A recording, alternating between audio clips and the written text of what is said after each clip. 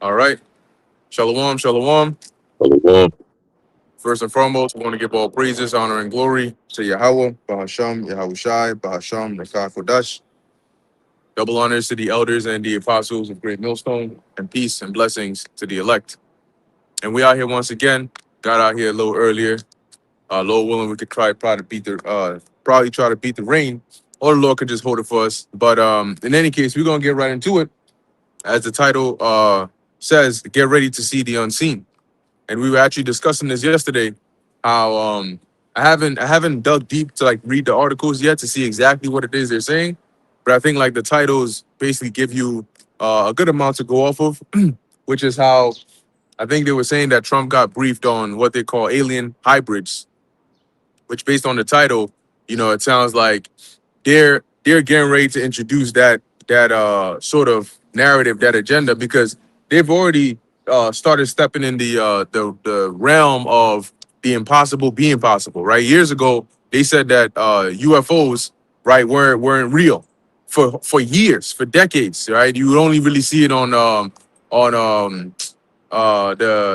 what's the History Channel or whatever, that area where they'll go into like classified files, and they'll talk about like people having different cases of some saying they were abducted, and some saying this and that.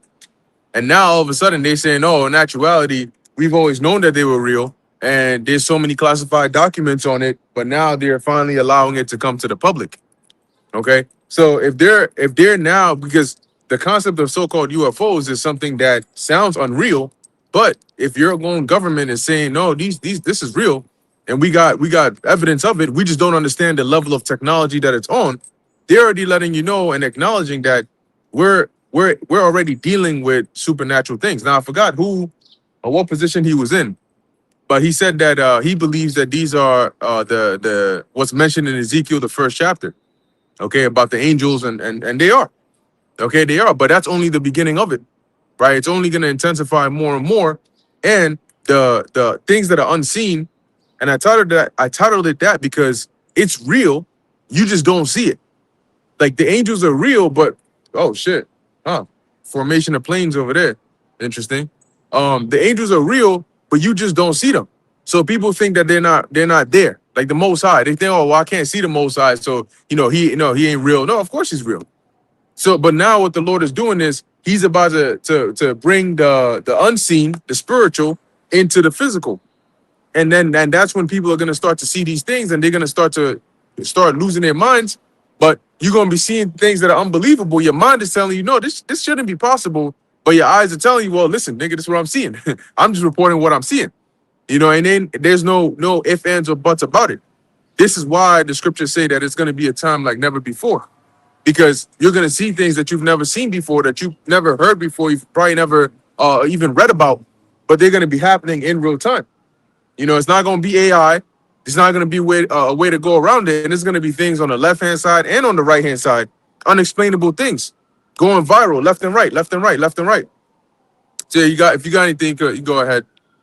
Yeah, Khan. I got a precept here. This is a book of Colossians, chapter 1, and verse 12. It says, "Giving thanks unto the Father, which hath made us meet to be partakers of the inheritance of the saints in light, who hath delivered us from the power of darkness, and hath translated us into the kingdom of his dear Son, in whom we have redemption through his blood, even the forgiveness of sins, who is the image of the invisible power, the firstborn of every creature." And going into the word invisible, is synonymous with the word unseen or unseen, right? Things that are not visible to the so-called naked eye, if you will, right? But they say the phrase naked eye is because if you use augmented lenses or something, you could see these things, right?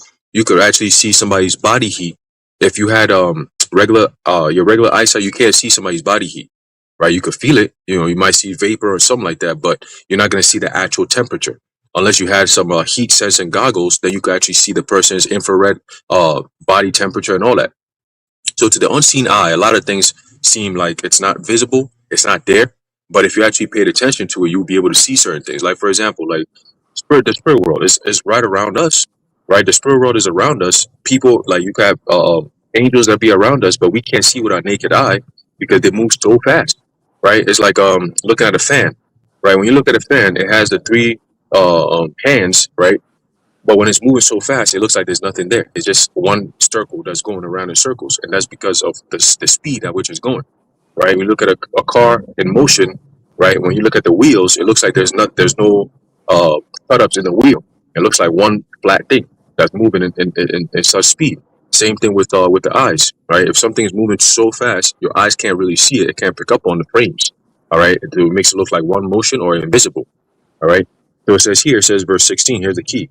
It says, for by him were all things created that are in heaven and that are in earth, visible and invisible. And that's the key. Okay. Both visible and invisible. So when we say get ready to see the unseen, it's just another way of saying that the Lord is about to open up, all right, a certain dimension that people can actually physically see that they're not normally used to seeing. Right. And that's going to bring in, I think a few years ago, you had something that was going on in Miami, and they said that they were reporting about tall creatures. They were seeing people were seeing tall ass creatures. They had the cops coming out. It was a whole scene, right? You had people describing different things that they saw, but you didn't really see it on camera, you know. And people were saying that they saw like 7 foot tall giants, black, and they were looking crazy and all that. I'm like, what the fuck is this, you know? But over the years, you've had people describe certain things, like they've seen certain creatures that are like unusual. You're like, what the fuck is this? Like, where is this coming from, right? But the scriptures tell you that men's hearts are going to be failing them for fear for the things that they're going to be seeing upon the face of the earth. So the Lord is about to kick into a different gear of things that are not usual. You know what I'm saying? But it's just going to be mad unusual things happening in Babylon all at the same time. People are not going to be able to stomach that, right? So finishing off in Colossians 1:16, it says, for by him were all things created that are in heaven and that are in earth, visible and invisible. So there are things that are on earth that are invisible, right? That the Lord created, and He's going to make it manifest for people to see, right? Visible and invisible, whether they be thrones or dominions or principalities or powers, all things were created by Him and for Him. So Esau knows that there is such a power out there.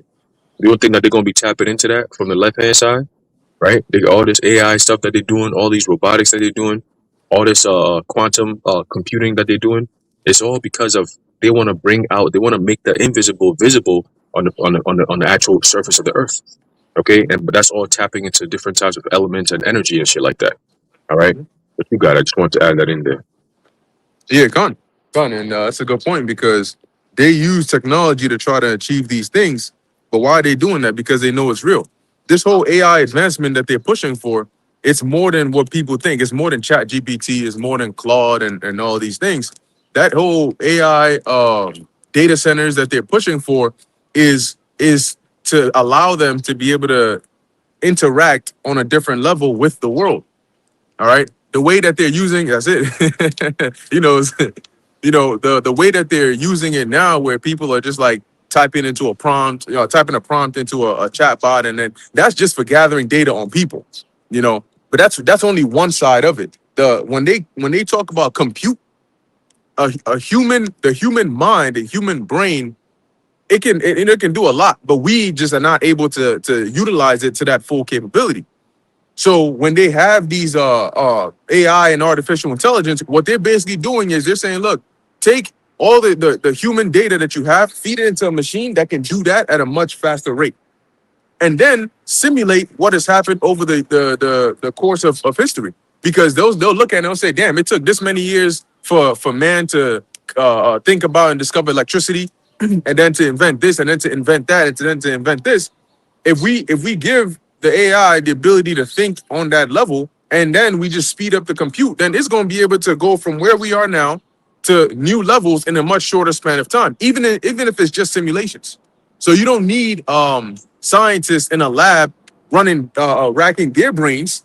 They just punch in their data into these machines, and the machines go ahead and compute and run simulations over and over and over and over again.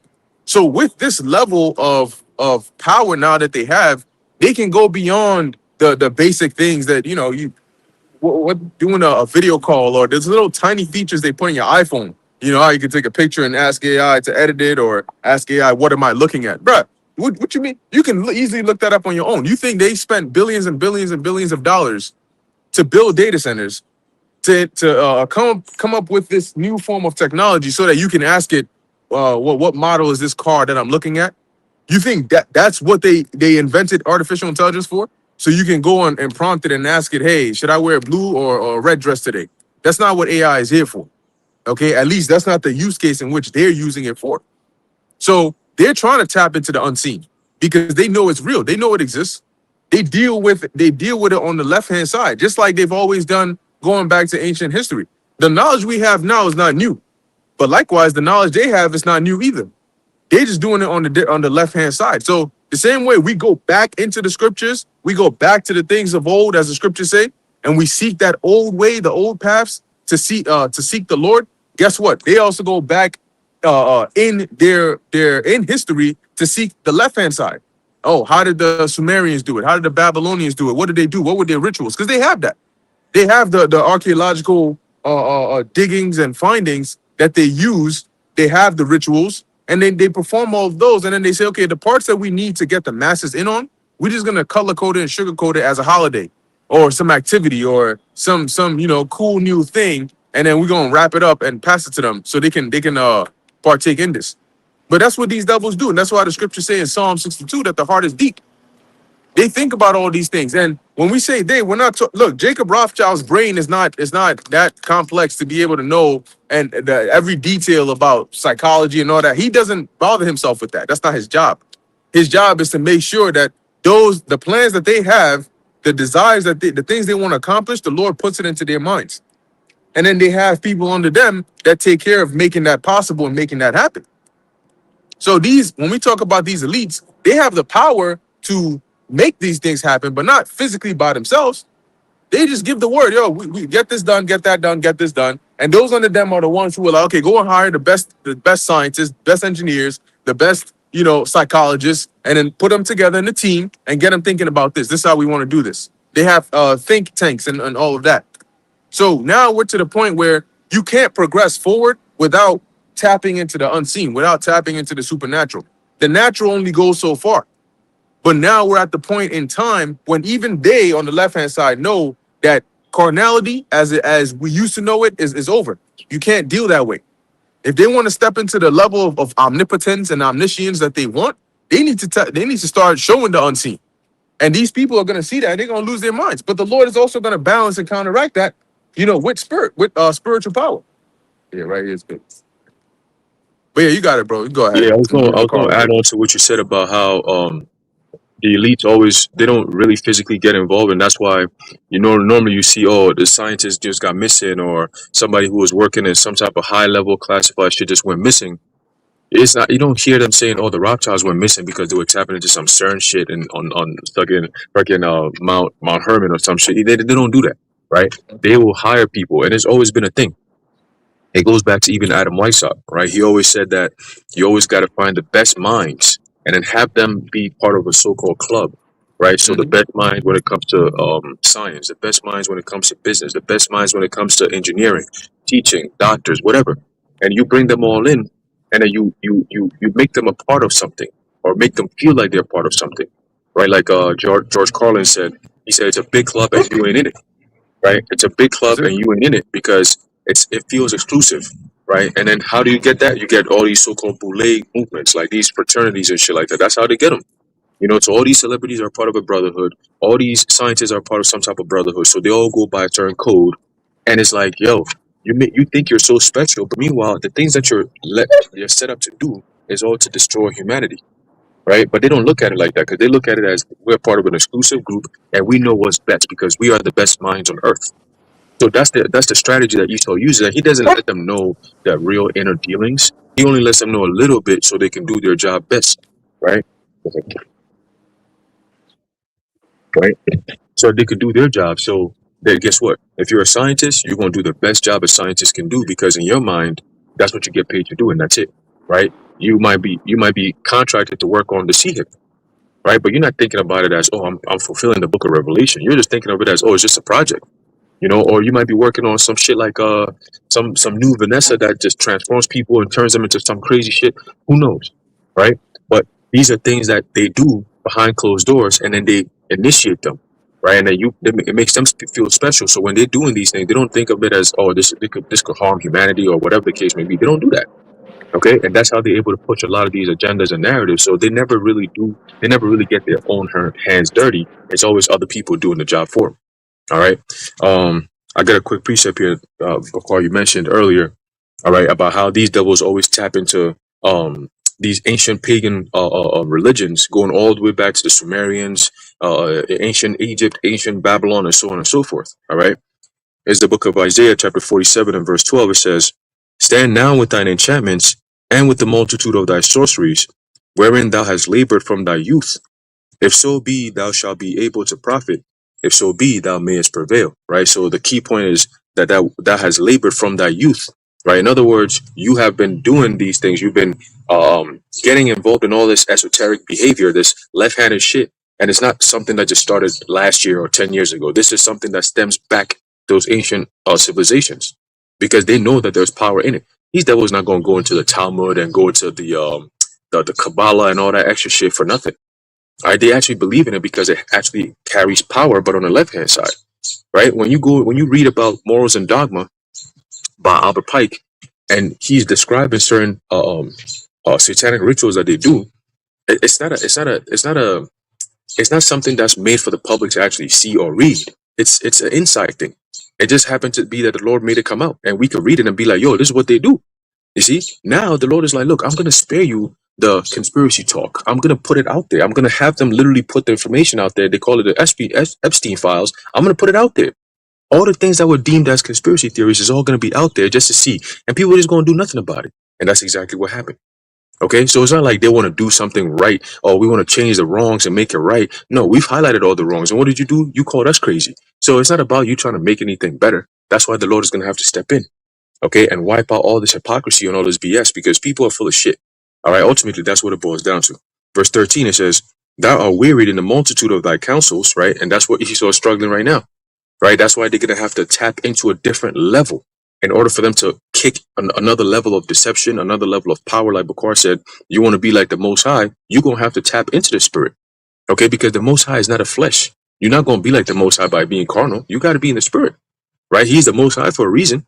So if you want to be on that level, you're going to have to tap into the unseen. You're going to have to tap into a different level of high level energy on the left-hand side, okay? Principalities, that's on a different level. And the Lord is going to allow that. For so long, they haven't been able to get to that point because it wasn't ready yet. All right, it wasn't time yet. It wouldn't make sense, you see. But now it makes sense, because now you have the ability to use AI to formulate in people's minds, "Oh, this is not real. It's just AI," but it's real. It's actually happening, right? So it says, "Let now the astrologers, the stargazers, the monthly prognosticators stand up and save thee from these things that shall come upon thee." In other words, the things that they used to do back then, the scientists, you call upon this scientist and he comes in and he does this, and then all of a sudden it's solved. Or you're gonna get this person, he comes in, he looks at it, he's like, "Okay, now we got the solution." Oh, we're gonna bring in Michael Oppenheimer. He's gonna come in here and crunch some numbers, and next thing you know, we got an atomic bomb. No, these things are gonna be over where your scientists are not gonna be able to arrive at a conclusion that makes sense, right? Like, "Oh, well, what about this? The UFOs are flying this way, and if we do this, then we're going to be able to fight back against them." And all your mathematicians, the wise men out of Teman, everyone is going to be baffled by the things that's about to be happening upon the face of the earth, because the Lord is going to, like, He's going to counter everything that you're going to have. Okay, through spiritual power, the Lord's going to counter that, and it's going to be to the point where every single thing, every single turn they make, they're always going to be like, "There is a certain block here. We've tried every single way to get past this block, and we still can't get past it. How do we get past it?" You see, and that's when we're going to remind them, Job, the 12th chapter, that what the Lord has created the bounds that you cannot pass. It's over with. All right, I believe is it Job 12 or Job 14? Let me see if I can get that real quick. I'm going to pass it. I believe it's Job 14 and 5. Right here. There's the book of Job, chapter 14 and verse 5. It says, "Seeing his days are determined, the number of his months are with thee, thou hast appointed his bounds that he cannot pass." So when the time comes, Esau, you can't. There's certain bounds that the Lord has set, both in the physical and in the spirit, that you can't pass. All right, and that's just going to be the cutoff point for you. Okay, that's going to be the end and the cutoff point for you. So you're still going, but you're going to get to a point where the Lord's going to be like, "Okay, now it's shutdown time," and that's when everything's going to change. That's when people are going to see the real crazy unseen things of the Lord's creation. All right, but that brother's got it. Yeah, that's right. That's right. Hey, the scriptures say that There's spirits that are created for vengeance, right? And that's on one level, but it's been thousands of years since the last time, the Lord manifested, his power through his men like he did, during the Shai's time. At least in terms of recorded history that we have publicly, because there are other instances and stories and occasions here and there, but the Lord's going to do it again, like the brother said, because the Lord, like we always say, man, the Lord loves theatrics, right? He loves that story, that shock value. Okay, and so what better time to do it than now? He set the stage perfectly. Now these devils are tapping into more and more high level spiritual left-handed practices. The Lord is going to counteract that on the right hand side because He's not going to have them gain the glory over Him. No, for so long, right? The scriptures say the truth that have been hid for so long shall flourish, right? And a part of what makes things flourish is attention, and the Lord knows how to get attention very easily. It's not a big deal for the Lord. So very soon, the Lord is going to take action just like He did. Look, you know how long it was before the Lord started to take action in Egypt? Even prior to coming to Abraham and telling him that his seed were going to be in there for over 400 years. That's still a long time, 400 years. But even prior to that, the world was quiet. The Lord's presence in the world was quiet after the time of Noah. He only revealed Himself to certain individuals, right, who knew about Him. And it's kind of like how we are now, right? Because we know the Lord is real, right? We know about the unseen, but the majority of the world goes on as they are because the Lord hasn't taken that drastic step like He did back then. So Abraham knew about the Lord, Isaac knew about the Lord, Jacob knew about the Lord, but the majority of the world didn't know about the Lord on the level that they did after He did what He did to ancient Egypt. So that means from the flood all the way up until the time of Egypt, the world was sort of just like going on as though everything was all sweet out here. And just like it is now. But eventually what happened? The Lord took action when we were in Egypt to deliver us out of Egypt. And now we're in Egypt again. And so what's He going to do? He's going to take action again. And to bring down Egypt, the Lord gave certain men spiritual power to be able to perform signs and miracles and then plague Egypt. And then the Lord brought it down. Now we know this time the Lord has decided how He's going to plague Egypt, but the signs and miracles always come. That's one of the main ways the Lord confirms who are His true messengers. All right, so I got a precept here. This is in the book of John, chapter 4, verse 23. And it reads, "But the hour cometh, and now is, when the true worshipers shall worship the Father in spirit and in truth, for the Father seeketh such to worship Him." So the true worshipers have a certain spirit that is on them. Okay, the Lord has put that spirit upon them, and they're going to seek the Lord to worship Him in spirit and in truth. That's the Father seeketh such to worship Him. So not these phony and so-called believers who only believe in word, and now they don't even uphold that. Nowadays, the scripture said that their heart is far from me, right? With their words, they do honor me, but their heart is far from me. Now they don't even honor the Lord with their words. They dishonor the Lord with their words, and their heart is just completely far from the Lord. So when he turns it up, I mean, why would He be beneficial or be a benefactor to people that don't believe in Him? It says the ones He's seeking are those that are going to worship Him in spirit and in truth. In order to worship the Lord in spirit and in truth, you need to have faith. And in order to have faith, you need to be willing to believe the unseen. Faith is the evidence of things not seen. So when the Lord says, okay, now I'm going to bring the unseen to the visible eye and everybody's going to see it. If you would say, I'm going to wait till then before I believe, how shall I tell Thomas? Blessed are they which have not seen and yet believe. See? So this time around, the Lord ain't going to say, feel the holes in my hands and the prints in my side. He ain't going to say that. He going to say, if you still need that, then listen, bro. Hey, you got to do something. You got to do better than that. All right. Hey, but you know what? Yahushua mentioned that in Matthew 24, he said that if it were possible, they would have deceived the very elect, right? So there's got to be something that's going to be happening that's going to be so powerful that if you're not of the elect, you're going to be taken by it, right? Esau has to come up with one last cup of deception that's going to be so strong that Yahushua had to put it in there to say, if it were possible, they would have deceived the very elect. If it were possible, but being that it's not possible, they can't deceive the elect. right? Because the elect already has the blueprint of not only the succession of prophecy, but also what to expect, right? At each and every stage, what to expect. So we're not taken by, oh, AI is doing this. Like AI could show you something, but you're like, yeah, but the Lord said this is how it's going to happen. So that can't be, right? For example, Project Bluebeam. They're going to do Project Bluebeam, but a lot of people are going to be taken by the deception of Project Bluebeam because they're going to be seeing things like, oh my God, this is real, right? It's like, but it's all theatrics. It's all deception, right? Now, most people are going to see that and be like, oh, look, the Lord is coming back. Oh, yo, Jesus Cristo and all this shit. You're going to have women crying and shit. Oh my God, I saw him. He's finally returned, this and that, you know? But the reality is we know who Yahushua looks like, right? In the sense of we don't know exactly what he looks like, but we know what he's going to look like when he comes back. We know he's not going to look like Jesus Cristo. We know that, right? So if they were to use that as a deception, we gonna overcome that easy because we're like, yeah, our Lord doesn't look like that. We're not even looking for this guy over here. Like this white meat, nah, fuck him. He could come on and do what he got to do, but we waiting for the main event himself, the real man himself, Yahushua. You see? And we understand when Yahushua comes back, he's not gonna be handing roses and flowers and all that. No, it's gonna be America's deception. America's done. So if this Jesus Cristo guy comes back and America is still in existence, that means that he's not the Lord. Because we know when the Lord comes back, this place is gonna be cooked and up out of here. Right? When he comes back, this place is done.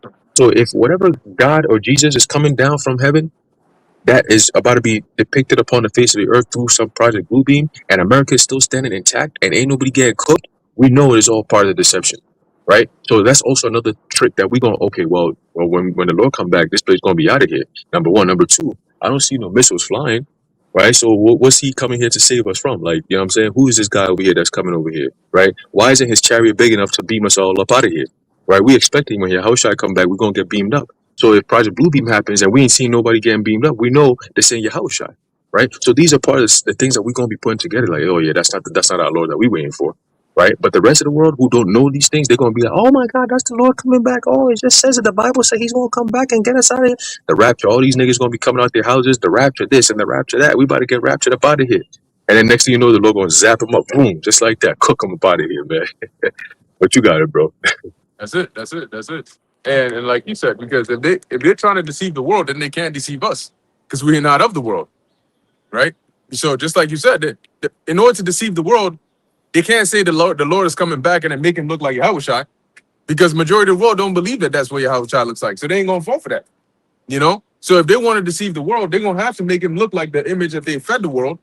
But in the second they do that, we ain't gonna believe that because we gonna know, like, yeah, no, that's definitely not Yahushua. And if they wanted to try and really deceive us, then they'd have to follow prophecy to a T. But they can't do that either, because then they're gonna need to destroy themselves in Project Bluebeam. So we're gonna be here watching and waiting. All right, let me switch this out real quick. 1 second, 1 second. You got it, Haran. You can speak for a bit. Hey, Khan. So, going back to what you were saying about how when Yahushua gets back, those who are expecting a so-called white man to come down, they're gonna be complete what's the word? Disappointed, right? That's why when you read, as a matter of fact, let's get that real quick in the book of Revelation, upon when the Lord comes back, right? Let me see right here, where it says, "All eyes shall see him." Right here, this is the book of Revelation, chapter 1 and verse 7. It says, "Behold, he cometh with clouds." Right. So if you have the mindset of the elect, right, you already know Yahushua is coming back with the thousands of heaven. It's not just going to be one big ship that's coming down. No, we know it's going to be coming with an armada. He's coming to make war. So if it's anything outside of that, we know that's not the Lord. Okay. So behold, he cometh with clouds, which is called by the chariots, and every eye shall see him. Right. So no matter where you are on the earth, you're physically going to see Yahushua when he returns. That's how big the chariot is, as is described in the book of 2nd Ezra, the 13th chapter. He talks about it being like a mountain where he couldn't see the ends of it. Right. He looked up and he was looking this side. He's like, where is this? Where's the start and where's the end of it? This thing is so big. It's huge. It's like a real mountain, for real. You know. And it says what? It says, and all eyes shall see him, and they also which pierced him, meaning that's going into reincarnation, because we know nobody has lived 2,000 years, right? So those who pierced him, the Roman soldiers that pierced him back then, those who put the nail in his hand, in his feet, right? Those who even used the spear to pierce him in the side, right? And what happened? It was it says water and blood came out, right? So all those people they're back here. They're back here in different occupations, and they're going to see Yahushua when he comes back. Okay? It says, and all kindreds of the earth shall wail because of him, even so Aman. Why? Because majority of the people are wicked. Okay, so when they see Yahushua coming back, they know that, oh shit, this is not who the world told us was going to be coming back. We had a completely different image. Okay, we had a completely different God in our minds. And that God that we were looking for, he's about to get destroyed by the real God who's coming. And that's Yahushua. Okay, so right here it says, verse 8, it says, I am Alpha and Omega, the beginning and the ending, saith the Lord, which is, and which was, and which is to come, the Almighty. And that's Yahushua. That's all part of his titles. Okay, the Almighty, the Omega, the Alpha, Omega, the beginning, the end, all that. Okay, the Ah and the Tha. I remember a few years ago we had those eclipse that had the that made the actual sign of the Ah and the Tha. Remember that? There was, I think it was back in 2017. There was one that made it made a cross from northwest of the U.S. to the southeast of U.S. And then a few years later, shit, what year was that? 2023, I think. 23, I think they had another one that came from 2024. It came from southwest all the way up north, and it made that X over America. And then there was another one, another eclipse that made the Ah and the Tha. When you actually look at the travel pattern of the sun, right? So when you look at that all through the spirit, I'm like, yo, that literally Xing out America. Okay, and it's all the beginning of the fall of America. After those eclipses and things happen, you start to notice like a speed up in calamities here in America. Mad shit that doesn't normally happen is happening. All right, 2026 is going to be what's the word they use? The crown on top of the cake. There's it's like a carousel, like something that you put on top of the cake, like the cap of it, so to speak. All right, but yeah, you got it, bro. I just want to know precepts of God. I don't know if brothers what the thought, but it's Matthew chapter 24, verse 29. The subtitle has the glorious return. Now, I really want to focus on the first part of this, but I'll read the whole precept. Verse 29, immediately after the tribulation of those days shall the sun be darkened, and the moon shall not give her light, and the stars and the stars shall fall from heaven, and the powers of the heaven shall be shaken. Now, I want to focus on that first part, which says immediately after the tribulation. So that means that after the tribulation, Yahushua is going to pop up.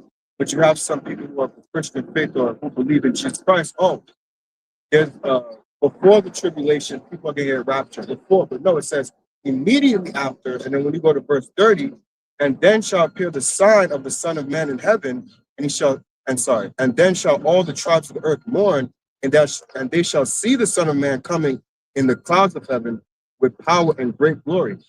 And verse 31 as well. And he shall send his angels with a great trumpet, with the great sound of a trumpet, and they shall gather together his elect from the four winds, from one end of heaven to the other. So after those tribulation, not before is he going to pop up, after, and then what people are going to get delivered, which is the elect of the nation of Israel. So that shows you, because one guy in particular gets me aggravated, because he'll always say, that guy from the End Time Headlines, I don't know if you know him, Ricky Scapero, if I'm saying his name right, he'll always say, well, guys, yeah, I know this, what it says, but then he'll go into his BS that he believes in. Like one in particular with the red heifer, I did a lesson on that. It's like, yeah, I know the scriptures talk about, there's no red heifer in prophecy, but it's like, so then if you know there's no red heifer in prophecy, why are you bringing it up then? He'll always do that. The same thing with like in Daniel, the second chapter, because it's the whole humanistic movement. So he'll say, oh, see, in Daniel, the feet with the clay and the iron, see, that's going, it's like, that's not what it's going into, God. But he'll always say, well, I know it's not going into that, but still, so why are you saying that? So it shows that you know what the real thing is, or you have an idea, but you keep bringing that up. There you lost. That's a good point. That's a majority of them. But see, all that, they have the liberty to do that now. But once again, when the Lord starts to show the unseen, there's a lot that goes on in the unseen. If you the Lord open your eyes to that, man, you want him to close it back up immediately, because there's a lot of scary things going on in there, things that your mind isn't conditioned to know or understand, right? You might see an angel that is supposed to protect you, but the way he's looking is so scary, you wondering like, oh shit, like, I don't know if I want to see these guardian angels that are around me. I think I'm good just knowing that they're there, because imagine just seeing them. You know, every day you just tell, oh shit, man, look, bro. You got angels with eyes all around them. You got angels with wings and eyes all inside the wings. Bro, seeing that is gonna be like, damn, you know? So there's a lot that goes on in the unseen, and the Lord is gonna show a glimpse to the world when he turns up. Because remember, in Sirach, it says there be spirits that are created for vengeance. And I make a point to emphasize, it's not like the movies where, I mean, now they're making it a bit more physical, but before the movies were more just about scaring you. Like there's a little girl in a long, you know, dress, a white dress, and her hair is covering her face. And she freaking crawls off the TV and shit, mad fast, but then she just stands there. She never does anything. She just stands there and follows you and shit. You know, and then you like, oh, the guy runs. He gets to his room, he gets upstairs, and he turns around and she's in the mirror just looking at him. And she never does anything to him, but she just pops up everywhere he's at. These spirits that are created for vengeance ain't here to just for cosmetics. You know what I'm saying? Like, they're not here to just pop up just to scare you every time. No, they're actually here to try and harm you. Not try, they're here to harm you. All right, they're here to put a hurting on you physically, because the end goal is if your judgment is to die by the way of an apparition, you're gonna die by way of an apparition. And them apparitions are gonna have fun with it too. Because they're gonna know, like, oh, it's like the recently I saw a post about an individual. Apparently he's going around calling himself the YN killer. You know, and he's going after YNs and shit. I forgot what state he was in, but they say he done taken out maybe about 12 or so of them bad boys. You know, he looks at those that have like charges and felonies and all of those, and then he carves out YN, I think YNK on their foreheads and shit when he's done with them. I'm like, oh shit, release this nigga. Do not send him to jail. We need this guy out here tormenting these YNs. These YNs are getting out of control. Yeah, apparently. So I'm like, shit. They got there was a suspect, the cops got a suspect, and they're going after him. I'm like, hey, apparently he's a vigilante that's going around hunting down YNs. So now them YNs on you know, high, you know, they're on edge. They're high alert. Well, they did a lot of hurt. You know? But that's right. And if they think he's bad, you wait till the Lord brings more judgment, because you YNs, that's why in Ezekiel, the 9th chapter, if the Lord mentioned, don't spare whether they're old or young, because a lot of these youngins are wicked, straight up, and they think it's cool. They think this is the new life. You know what I'm saying? Like, I'm dangerous, and what happens when you go empty a clip on somebody whose vessel is being inhabited by a demon? Remember, in the New Testament, the scripture said that there was a man who was in the tombs daily crying and cut himself. And they said that nobody could bound him with fetters because he would keep breaking them. You ever seen them back in the day, you know, ancient time, chains and shackles, the type of shit they put Conan the Barbarian in? You know, you see that, the size of that nigga, they need to put him in some shit like that. And them joints are like thick metal, what's that? Yeah, they're heavy, exactly, they're heavy too. And they got them heavy chains. You strap that on this demon and he just snaps that shit. You ain't ever gonna be seen over there again. So I was gonna say an example is that what we went through in slavery, they made that a certain way so that way we wouldn't be able to run off. You could think about you're trying to run with something that's having you like this. You right. Can't move. Mm-hmm. So for him to be able to just snap it off, it's like that was the last time them Satorians went up to that mouth. That's why you notice they didn't mention anything about them Satorians. They said, fuck that. Listen, we're not even of your religion. You telling us that no, we good. So it says that he was very strong. But now a regular human, think about it, a regular human being is not able to just do that of their own will. You know, that's why they shackle human beings like that, because you're like, oh, this shit tight. I'm just complied. But when they got demons on them demons are operating their vessel. So they're like, look, I'm gonna tap into them reserves. You know, I'm a spirit, and you gotta think about it like this, right? There's a spirit that is in this vessel, and the spirit is able to allow this vessel to almost gain this superhuman like strength, right? So if a demon can hop on a vessel and give it that superhuman strength, how much more for the Spirit of the Lord hopping on a vessel to give you that superhuman strength? See, so that's an example, even in that scenario, showing you that the Spirit overrides the flesh. We, in our minds, are not capable of it because we don't know how. The Lord has locked us in these chains of darkness, so we're not able to use these vessels, and they're weak. There you go. That's it. That's it. So just like that, you try that shit when the Lord sends them death angels out here and they enter these vessels, and you think, yo, you some tough, you got 3 bullets left in that old rusty ass gun, talking about my tool. And you go and let off 3 shots in the guy's chest, and he's just standing there looking at you. And then he starts to approach you. Yeah, see, at that point, yeah, you gonna wish you met the YN killer. You gonna wish you met him. Because the Lord got judgments that are set, and they're very specific. The Lord is very specific. Sometimes he just gives his angels free roam autonomy. He says, look, I just want you to bring him back to the spirit world. Have fun doing it too. And there are angels who's like, you see how when we do the work of the Lord, it's pleasing to us, right? It fulfills our purpose. When these angels are putting people out and deleting them, it brings them joy. So sometimes you may see somebody, you're like, yo, this guy is crazy. Like, he's actually having fun doing this. Yeah, that's a spirit that's on him. The spirit is enjoying doing the will of the Lord. Because he's like, yo, you upset the Lord. You transgressed against the Lord. I'm going to enjoy appeasing the wrath of the Lord by bringing judgment upon you. That's when they roll out the little, you want to talk about a strap. They when a nigga pulls up in the butcher's attire, when they got the rubber boots and shit, and he got a mask on, and he got a freaking head cap on, listen, bro, just wish you were dead. Because that means that dude is an expert specialist at torture. They'll show you that in some of these shows, and they'll come, and apparently this nigga always got a cart with like 7 rows of different materials. Like, yo, what's the name of that tool right there? This guy pulling out pliers and tweezers and shit. Nigga, how many ways can you torture somebody? And then they get philosophical on you. Yeah, they show you that in the TV show House of David.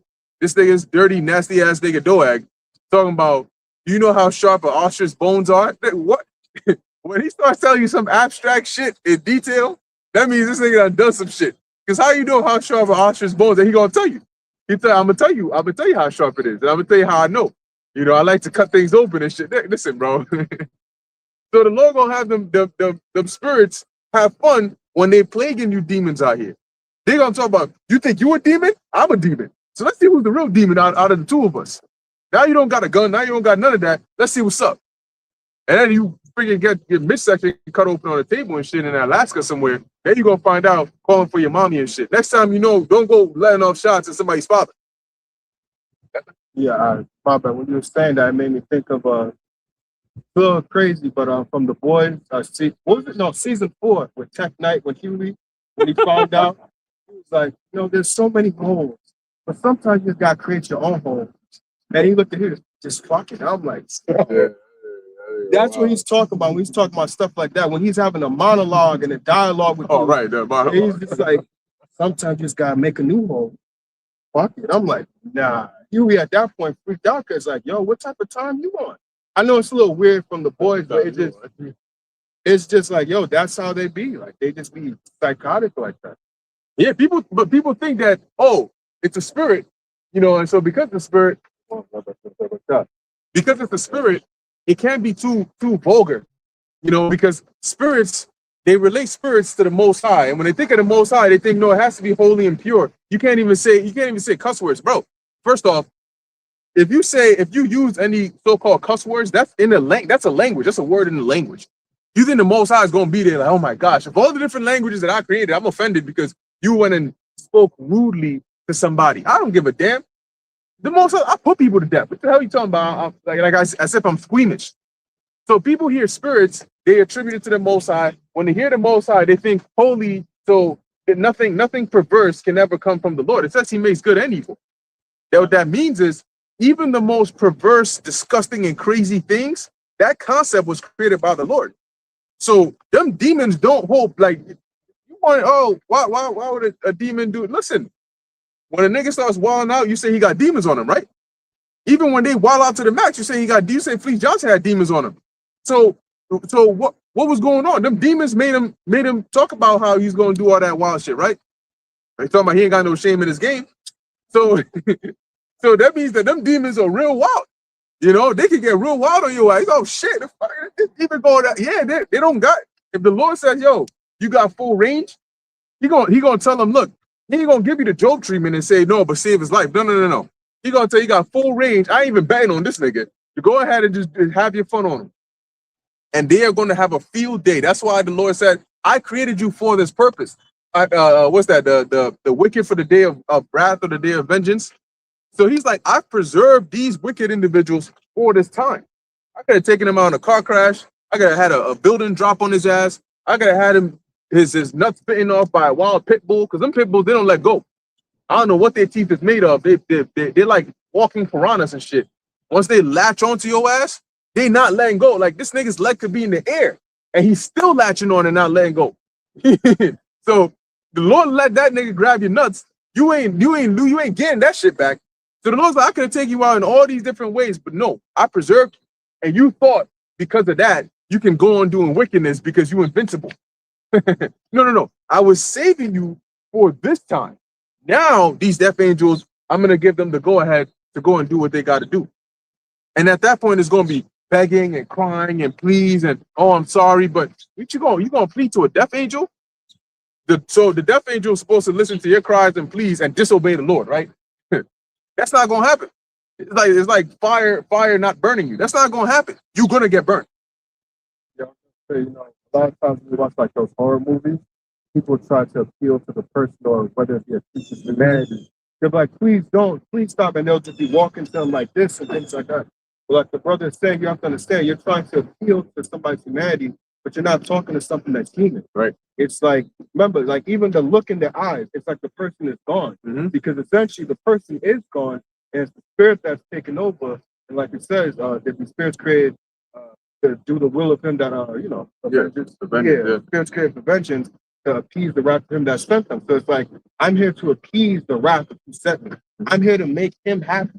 So I'm going to take my time torture, even if that means psychological torture. Chasing, like, what's that, Jason and all that type of stuff. Or one that comes to mind is, that's so unfair. If you ever seen that movie, Jeepers Creepers, his whole thing is to literally terrify you so he knows what he wants from you. So that way it's like, okay, I'm going to pick you. And then the scriptures say that legion. So there's a whole bunch of them. Like Zaquan said, he a death angel with an F. So he definitely ain't hearing that. He ain't gonna hear shit you tell him. But them demons gonna be having councils in this nigga's head. While he in the sunken place, you got thousands of demons having councils, and you want to talk about heart meditating terror? So when outwardly you see the guy, he just quietly looking at you, it's because in his mind, the demons are having a council about what's the best way to really get this nigga. You know, like he's right there in front of us, but how do we really want to go about this? And a good example is watch the movie Law Abiding Citizen.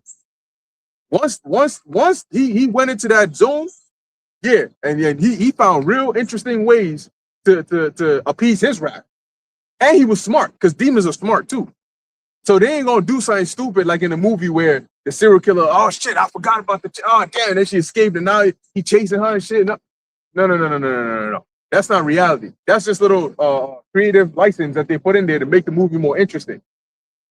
Happy ever afters and happy endings. That's not how this movie ends. Not for majority of people. Yeah, you got something? I was just gonna add to your point. When you look at schizophrenic people, they have that same thing where they hear a lot of different voices. So they hear like literally a bunch of different demons. I had a friend growing up, he was an Ephraimite, and he had severe schizophrenia. And he said the demon would just constantly be telling him he ain't shit, God hates you, blah, blah, blah. And then he said that the demon would rape him at night. That's crazy. And he said he actually felt the dude was going through it. But yeah, that's what giving unto the but then after a while he said, "Y'all, man, I found Jesus and I'm okay." The demon won. Yeah. At that point. Yeah, Diddy on him. Yep. Nighttime Diddy. That's it. The diddler. Go ahead. This book of Ecclesiastes 8 and 11. If he did, he's gonna create a convention. This is the book of Ecclesiastes 8 and 11. And it reads, because sentence against evil work is not executed speedily, therefore the heart of the sons of men is fully set in them to do evil. And when you guys were committing your wickedness, you guys didn't stop to think that the Lord would get you back for that. But nah. You were like, we didn't get punished. Let me continue doing it. This is pleasurable. We like this. Right. So now the Lord will definitely punish you for all the wickedness you have done, whether you like it or yes. And those wickedness is what's gonna get them into the punishment. Because they're gonna while they're doing the shit, they're gonna run into the wrong nigga. You know, you commit adultery and you find out the hard way that no. The husband of this woman ain't the one that you should have been messing with. He's the type to put her and you out after 6 months in the basement in Nevada somewhere. You know, and you wonder, oh shit, like how this? No, he's been prepared for it. So in that time, the Lord got everything set because here, that's why he said, are not your ways unequal? Wait a minute. You don't show mercy when you murder people. You actually murder people, sing about it, and rap about it, and think that you tough shit and keep doing it. And when they were begging and saying, I got a family, or this is a misunderstanding, you didn't think twice before you let off shots in them. But now that your ass is on the line, you crying and you expect that somebody's supposed to have mercy on you. That's what infuriates the Lord even more. You know, like here it is, the death angel is coming to exact judgment, vengeance, and you're acting like you don't deserve it. What about the ones that you victimized? Did they deserve it? So the more, that's why for some, like you see it in some of these shows, the more that they plead, the more the person wants to actually harm them. You know, he's just like, yo, like grow a backbone. Listen, let's establish rule number one. There's no other way that you're going to leave this place. You're not leaving this place. So just stop asking about that. Let's talk about other things. You know, do you want the tweezers or you want the pliers? You know what I'm saying? Like that's what we can discuss, but you're not leaving this place. You're getting tortured. And I don't know, I think it was in GTA. They had a scene where they I don't know where they come up with these ideas.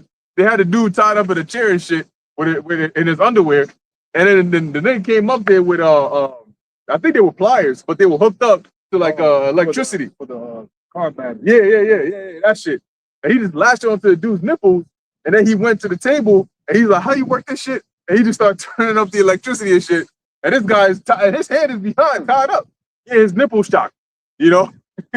Like, how do you think about some shit like that? But these are the kind of judgments that the Lord is going to put. You want to talk about creativity.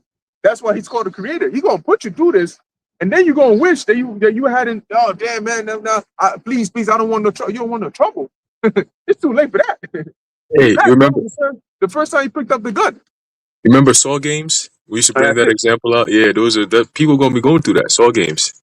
They have they put the shit on your jaw, and then you have a certain time limit, and then it starts cranking up, and then your jaw just wow, you out of there.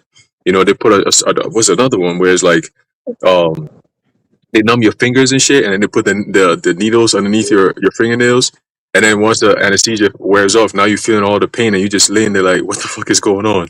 That's also another way the Lord could get you, right? They have, the CIA has what they call enhanced interrogation tactics. That's what they call enhanced interrogation tactics. We all know what that's about, right? So if you end up in those camps, or oh, by the way, speaking of camps, they're actually building a detention camp in the BX. I saw it yesterday. I'm gonna look more into it. Yeah. But they built a detention camp there, and I was like, very interesting the timing of it all, right? So we're gonna see, but they're gonna be having a lot of torture places for a lot of you uncouth ass niggas. You're gonna end up in there, and that's where you're gonna make your career. That's gonna be the end of it for you at that point. All right, you're gonna be known as the uncouth niggas that ended up in the detention camps, and they were used as examples by the Lord. You guys, That's it. You know that told the story about the guy. He was they didn't give him the anesthesia. He was on the table. Oh yeah, get cut up and shit. The surgery, yeah, yep. That's also another one you can go through. So get your ass caught. Here it is, like and you gotta imagine this too, right? Lord can have it to where if all hell breaks loose, and here it is, you on the surgery table, opened up and shit, and the surgeons, you think the surgeons and the nurses gonna be waiting there? Like, oh no, we gotta close them up, nigga. Listen, bro, all hell, because they'll show you. Like I was watching this episode of Grey's Anatomy, and they had a gunman, right? So a gunman came in there, in the building, and they were saying, "Yo, you gotta evacuate." And then the chick talking about, "Nah, I'm not leaving my patient." Talking about patient advocacy and shit. Listen, bro, that's not real. There ain't no real life, bro. Like patient advocacy, they thinking I got a family. I just had a 2-year-old daughter at home. I'm not getting shot for your ass. Listen, bro, I could have had the scalpel could have cut right in your chest and your shit open. And the anesthesia is not supposed to last forever. It's supposed to wear off over a period of time. So they'll give you, if your surgery is supposed to last, I don't know, freaking 8 hours, they'll give you a certain amount, and then they monitor and see if they need to give you more, if it needs to go longer or not. if the anesthesiologist is not there, neither is the surgeon, and this shit wear off, and now your eyes are open and there's your shit open and there's nobody around, you cook. And the thing is, they ain't coming back anytime soon because all hell breaks loose didn't have a timer to say, all right, break time is over, get back in there. You done. Like in The Walking Dead, when this nigga Rick woke up in the hospital, there was nobody there but zombies. He's wondering, oh, what happened? Apparently, then once they put him there, all hell broke loose, people fled away, but luckily he wasn't touched. But he was just like in a coma or some shit, and he woke up like, oh shit, like what's going on? Nobody's gonna come there and say, oh wait, my patient, oh man, you know, there's a blackout and I'm at home, but I'm gonna drive to the hospital to check on my patient and then I'm gonna come back home. Nobody does that. There was an instance recently of this one surgeon, of course, a so-called black woman. She got caught doing a TikTok dance while doing brain surgery. And the nigga had irreversible brain damage afterwards. So she lost her job, of course. I don't know if she probably got sued, and then she changed her name and went and continued to do the same shit. And they caught her again. So you think a bitch like that is gonna be looking out for you when that time comes? You know they're gonna leave your top back, all right? You're gonna have a drop top, all right? And you're gonna wake up with your cranium cooked.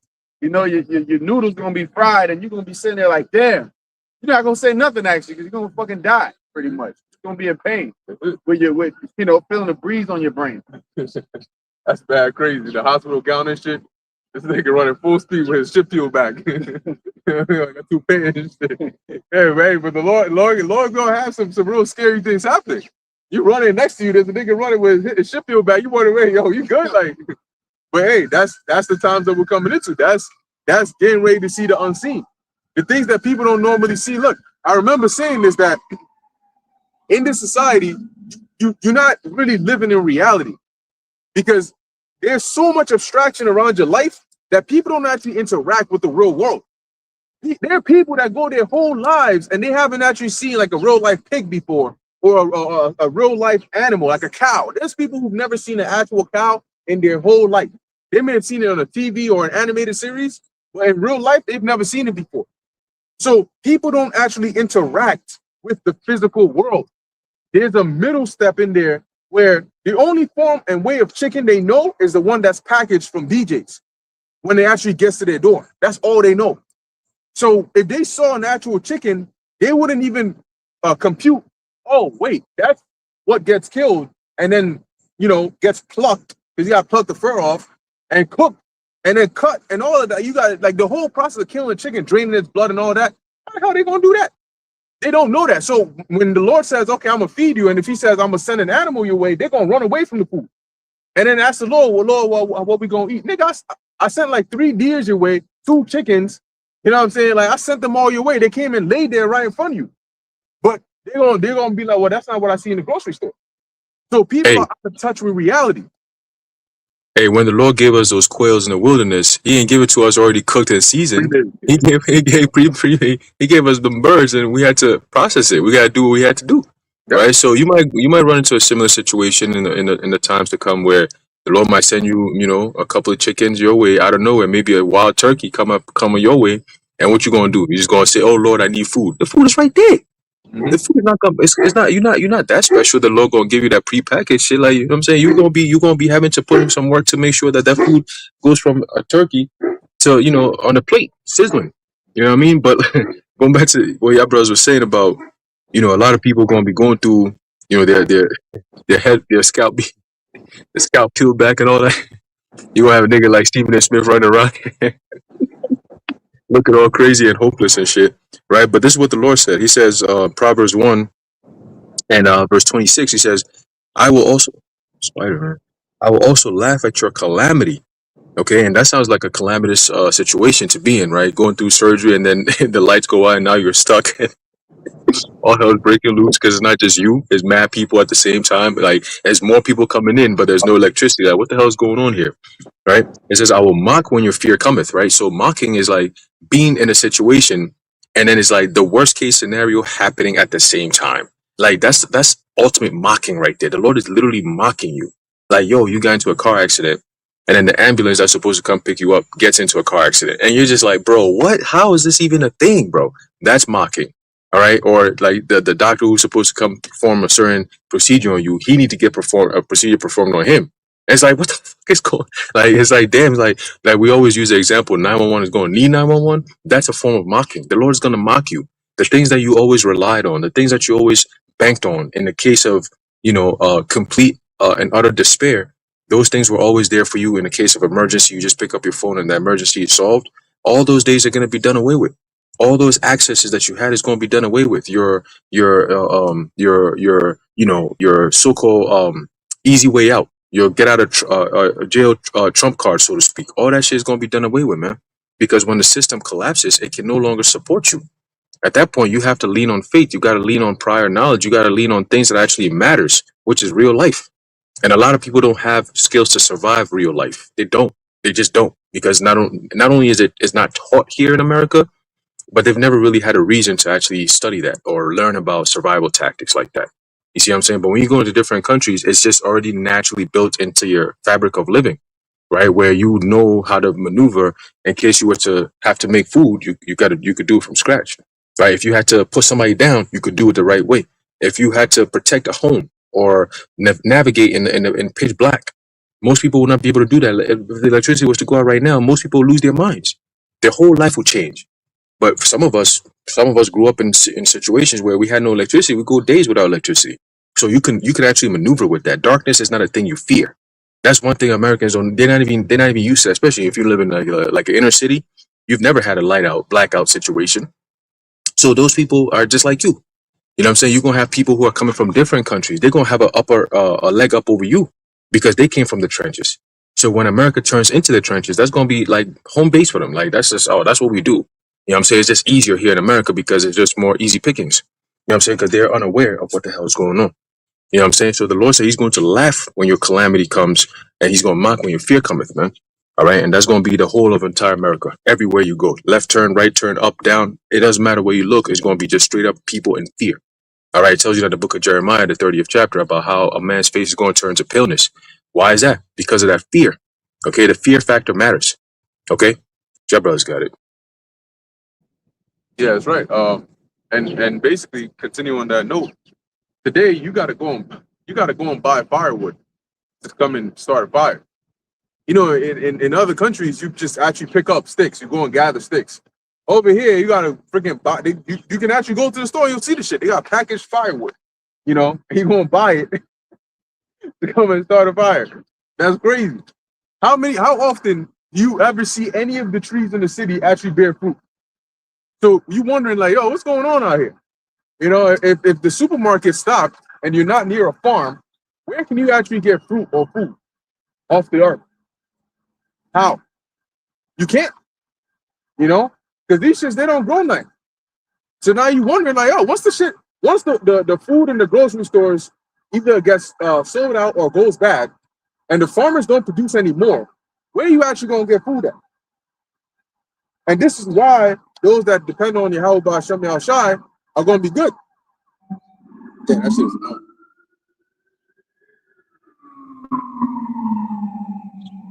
They're going to be good. Matter of fact, let's get that in Isaiah 65th chapter.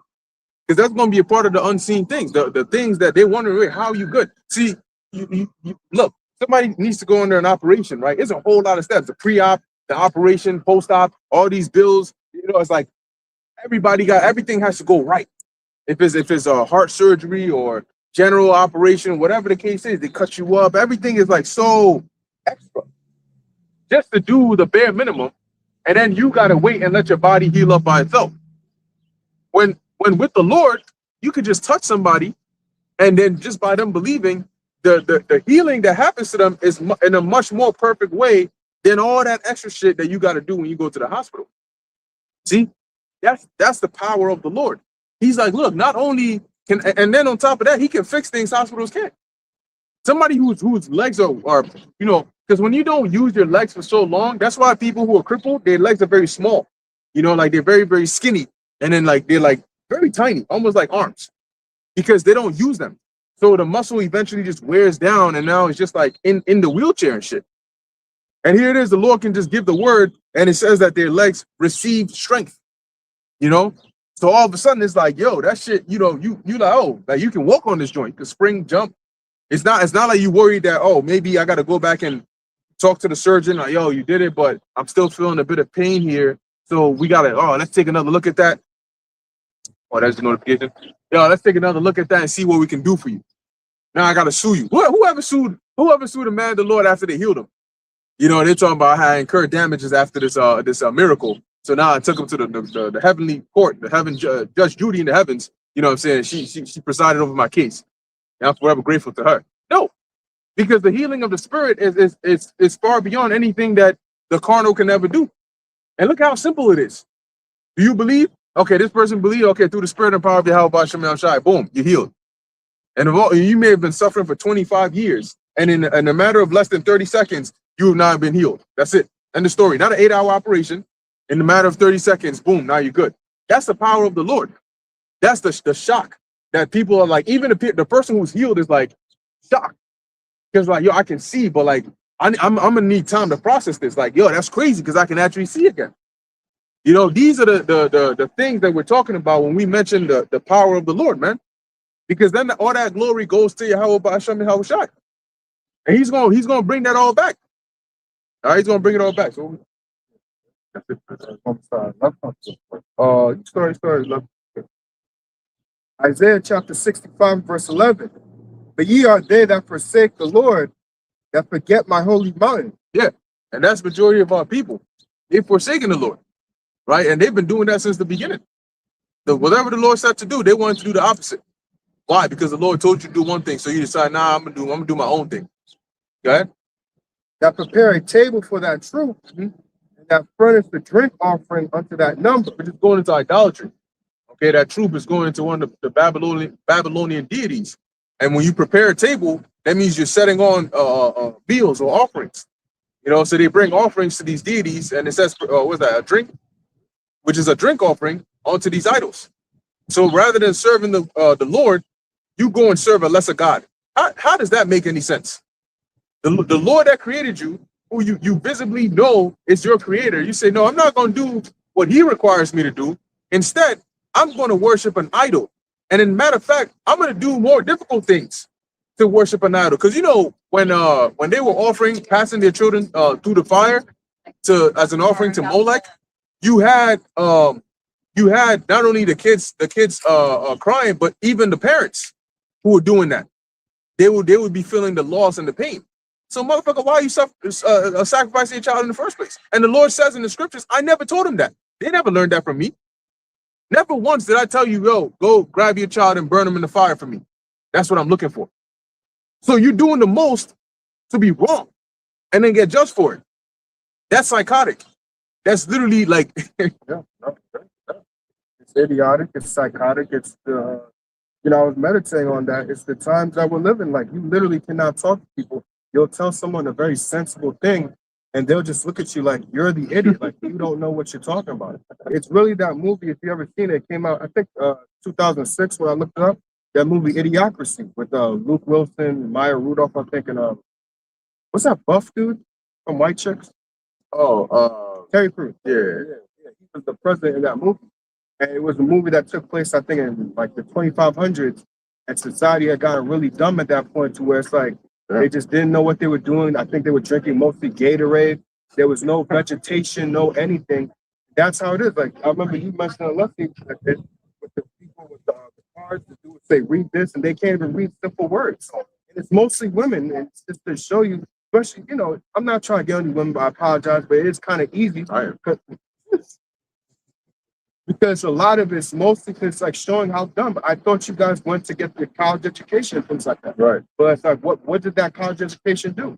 And really, when you look at a lot of things, the fashions of this world, and you try to compare to the scriptures, it doesn't compare. The Lord's way is a lot easier. It's a lot simple. Like you were mentioning, just believe and someone will be healed. It's just that simple. Like you were saying, the Lord never taught Israel, never taught people to pass your children through the fire of Molech, but yet our people want to do the more difficult way of doing things. Like, think of it. Everybody wants peace, prosperity, a family, life. But even though this work is difficult, it is a simple thing. Just dedicate your life unto me, and I'll give you a return on the back end. Right? But no. I'm about to freaking drink blood. I'm about to do a whole bunch of wickedness. I'm about to pause, no, not pause, but do some diddy shit. Not me. I'm just saying the wicked of our people do some diddy shit like that. A whole bunch of other stuff, and then all your riches and everything is gonna go away. Because Diddy, all of them, they did all that wicked stuff to get what they have. But where are they now? Now they're not liked by the community. Now they're, they're shunned and things like that. So all that stuff you did to sacrifice really amounted to nothing. My bad. No, you're good. You're good. You got it? You got it? No, yeah. I was looking for the precept, but I couldn't find it. But I was reading the book of Jeremiah, and it was basically going into how Israel, they were committing so much wickedness that even the people of where they learned the wickedness from the heathens, they went to Israel to ask to basically indulge in more wickedness because Israel was committing more wickedness than them on a greater level. That's crazy. You gonna go to somebody's shop, set up shop, and drive them out of business. That's how Israel was dealing with wickedness. They became the dealers now. And Ezekiel it mentions that Israel is so wicked. Israel became as a whore that paid her lovers. Usually a pro, a prostitute, a woman of the night, so to speak, right? She gets paid for what she does, right? But Israel became so wicked that she was paying the ones that came to her. So you didn't even gain, you lose from what you're doing. And you devalue and debase yourself by becoming a whore. So that's psychotic. If you see a woman that was approached, she fell on hard times, she felt like there was no other option. It happened in the ancient times where she would sell her body. But at least, okay, you're doing that. It's not, it's a bad situation, but at least you're getting something in return, right? You have something that's coming to you so you can make a living. Israel was doing it the opposite. She was paying the ones that came to her. So she's giving it up and then paying you for it. That's the psychopathic nature of you so-called blacks, Latinos, Native Americans. Yeah, that's why, like I was saying, I was meditating on it. And like you said, because you think about it, I know Elder Tazwan did a lesson, I believe it was this week, going into the women, how essentially women have compassed, men to their own hurt. And when you think of it like Black culture, it's like, so what is the point of Black culture? You sing songs and do things to murder people and things like that. And what did you get out of murdering your own people? Except, like, I believe the brother before I was going into it, all you're going to do is when you murder somebody else's family, is that you're just going to have a hit out of it, whether it's from the Lord or from the person's family, which it all goes back to the Lord anyway. And when dealing with women, you want to compass men. You want to be so much above men and be better than men. But what did it get you? It got you alone. It got you, some of you, to be single mothers. It got men to resent you. It got men to go across seas. That's how bad it is that men, not just Black American women, women in general, American women, but primarily the Black American women, it's gotten so bad that men have went across seas to get away from you because of your attitude and your nature and how you act and how you conduct yourself. Think about what I'm saying. Men have went across seas to get the fuck away from you because of how bad you are. And you're sitting there still saying things like, oh, well, he can't handle a strong woman. He's not strong enough to do it. No, it's not like that. You're being delusional. You're not thinking. Because when you go into read certain books like, what was that book called again? I didn't read it, but I just listened to the audio. Men are from Mars, women are from Venus. A lot of times women want you to just listen to them. They don't really want you to really have an advice or something to say. They just really want someone to coddle them, just to listen. And you would think a creature like that, you would reciprocate that thing and kind of like, hey, I'm telling you what I don't like. I'm telling you what you're doing offends me. It's messing up the relationship. No, you're just not man enough to deal with the type of woman that I am. Okay, all right. I'm just going to deal with women of the other nation. That's why if you watch certain videos, because I watch certain videos, things like that, you have Black women have realized that, hey, why is it that specifically men in sports, they're dealing with white women specifically, like women of other nations? Well, you have to look at yourself in the mirror. What the hell is wrong with you to why people want to get away from you like that? It's the attitude. It's the whole, that Black woman spirit. Oh, nobody's going to shut me down. You're not going to shut me up. It's like, yo, everybody needs to shut up sometimes. It's like, yo, you're not always right. You want to be big, loud, and proud, and you're wrong. You don't know what you're talking about half of the time. Sometimes you're ignorant to certain things, but you just still want to be loud about things. And it just doesn't make any sense. And all about Black culture just shows you that what did you get from following this culture? What did you really get from following Eastern society? What did you get from being proud? To be destroyed? For people to not want to be around you? For now you women to be alone and be by yourself to where nobody wants to be around you and nobody wants to have anything to do with you? For men, you're a murderer, you're psychotic, especially YNs. Nobody wants to do anything with you. Your family doesn't want to have to do anything with you. They want you away from them because nobody wants to have some dude that's just smoking and dealing drugs and being like that. No. So what are you getting from this type of culture? It doesn't make any sense. It's really psychotic. It's like I said to a point, it's like you're talking to a rock. It's like, why am I wasting my time trying to tell you sensible things? In life, everybody, when you do something, you want to get something out of it. That's how things go. Hey, even look at this truth. We were looking for a return on investment. We're putting our time and effort to get something back. But you're giving your life and effort into things that you're not getting anything back at all. You're just really, you are getting something back, but it's really, you're not, nobody wants to have anything to do with you.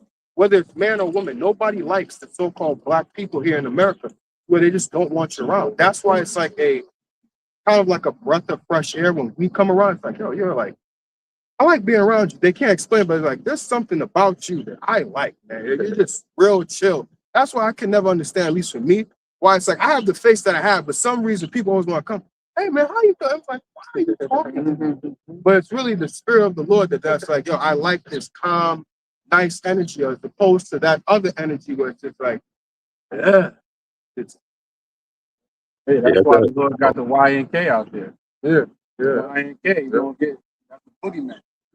Get you YNs and you young hoes. You got it, right? Boy, Yeah, I was gonna say yesterday I actually I had a conversation with Jake that's he's a Benjamite, and he was telling me, he was like, yo man, he's like, the worst kind of women I've ever dealt with is the American woman.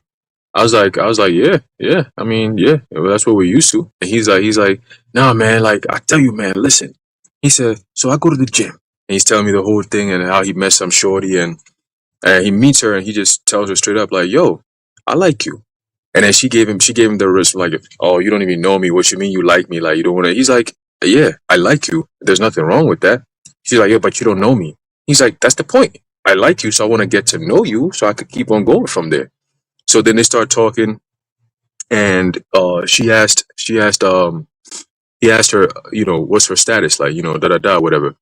She said, oh, she's single and she got 5 kids. And he's like, oh shit, okay. And she asked him, what about you? He said, oh, I have someone. I'm with someone right now, but I got 4 kids. And she's like, oh, 4 kids? That's a lot. That's too much. And then he looked at her like, wait a minute. So you got 5 kids and you alone by yourself. I got 4 kids. 3 of them are in Jamaica. One of them is over here. Then her whole, only one. Oh, okay. I thought you have 4 of them all over here. He's like, see, this is the problem with you women. Here it is. I'm trying to get to know you. I'm talking to you in there, here and there. Next thing I know, you already on some judgmental shit. You, first of all, you have no cards to play, but you out here talking like you got some cards to play. Like, and he told her, he's like, yo, listen, baby girl, me giving you attention is probably the most attention you ever gonna get in the rest of your life. Because guess what? A woman at your age having 5 kids by yourself, ain't no man gonna be trying to take you in for what? So I gotta take you in. And he's like, so I'm thinking about it. He's like, so I gotta come take you in. I gotta take care of your 5 kids and then take care of my 4 as well. Why would I do that? So you already at a disadvantage. So if I'm you, I'm gonna start playing nice. You know what I'm saying? Like you get to get the crumbs. That's after we're done eating and shit, you get the crumbs. You don't get to be sitting at the table. So we don't even get to ask you, what do you bring to the table? Because bitch, you don't even get to come to the table. See what I'm saying? You get to come to the crumbs. Once everything is done, you come pick up whatever is left that may be there that you could have. That's for you type of women out there. You give yourself out there, you give your best to the worst type of niggas, and then you find out that these are the type of niggas you shouldn't be with. Now all of a sudden you're looking for a real man to come and invest in you. What the fuck you talking about? Huh? What is there to invest? You're damaged goods, baby. You're damaged bads, really. Ain't nobody coming looking for you. Right? So now you alone and shit. So then he said he saw her again the next time, and he was like, she was kind of like, oh, why you not try to talk to me no more? Like, what's up? Blah, blah, blah. Like, I told you I'm single. And he's like, yeah, you told me you were single, but I told you I already got someone. So I'm not looking for nothing special. I just want to get something that's casual and occasional, and that's about it. I'm not trying to take your kids in. I ain't trying to watch you. I'm not trying to do none of that. And then she said, oh, okay.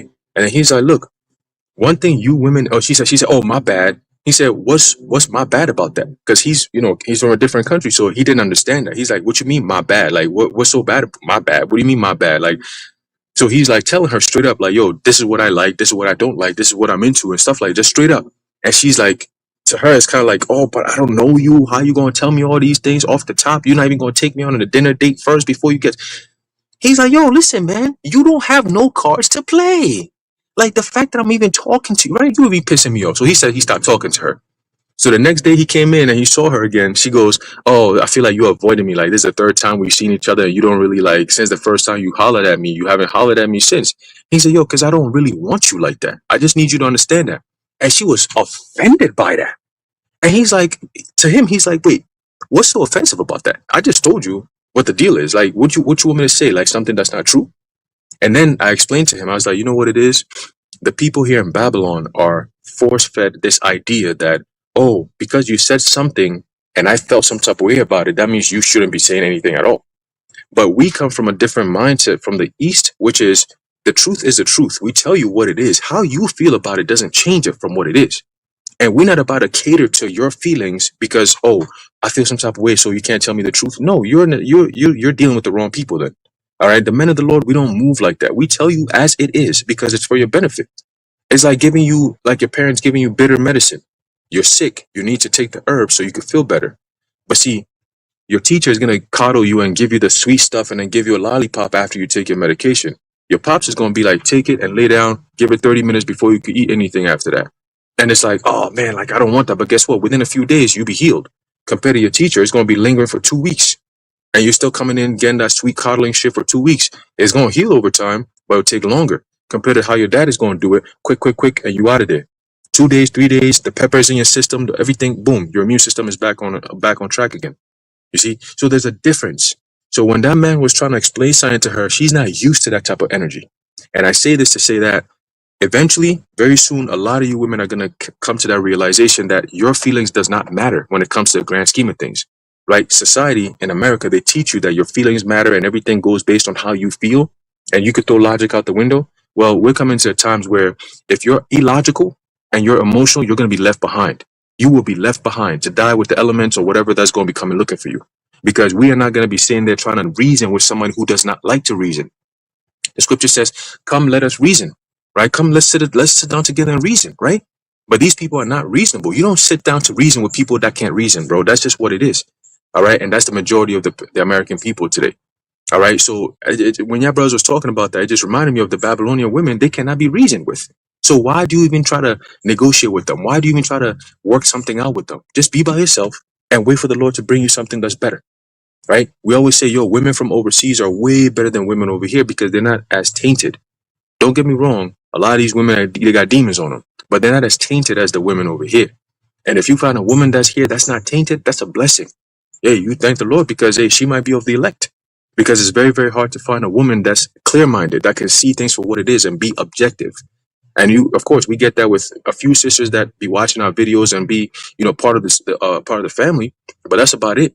The rest of them, they're all gonna be left for dead, man. That's just the reality of it. And we don't feel bad for you because you were never meant to be in the first place. All right, but y'all brothers got it. Yeah, I was going to say to answer her last point. Sometimes you hear Elder Yashua talk about how women have to come on a certain level. Now, it doesn't mean that you're going to be a leader. It doesn't mean that you're going to be things like that. And I've sometimes mentioned, sometimes my video, at least speaking from my experience with women and things like that. At least for me, that whole running away from excuses or things like that, that's just not going to fly in these days and things like that. Running away from accountability, well, excuses too, but accountability is the worst. You're going to have to come on a certain level where you're going to have to be able to reason and sit there and say, look, your feelings and how you're feeling and things like that, you got to put that to the side and just respectfully, we don't give a fuck, okay? Respectfully, we don't care, all right? You're going to have to put that to the side because reality is like, yo, people is dying left and right. Things is acting crazy. You see some spirits is getting crazy out here. You've been seen a boogaloo run across the street and things like that, chasing somebody down. Probably, behemoth and things like that, Tyrannosaurus Rex going down the street eating people. I probably sound a little weird and jokey, but you see some weird stuff and you want to talk about your feelings and things like that. Forget your feelings. We gotta survive. We gotta do things. Your mind has to be a certain way. It can't be the certain way. Because when you listen to certain women, they'll say like, "Oh, like how the economy is right now. How the economy isn't good right now. Things is getting tight." But you'll have some women, mostly those women that are like up there, those famous women or whatever. I don't want to say famous, but I guess like Instagram famous.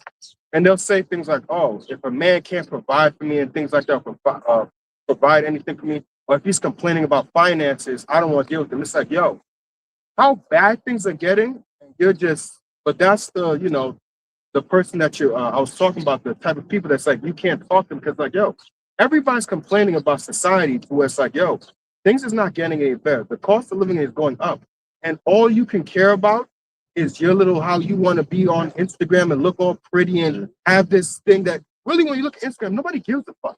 When you post your pictures and your family and where you go and things like that, nobody cares. Nobody gives. You don't care.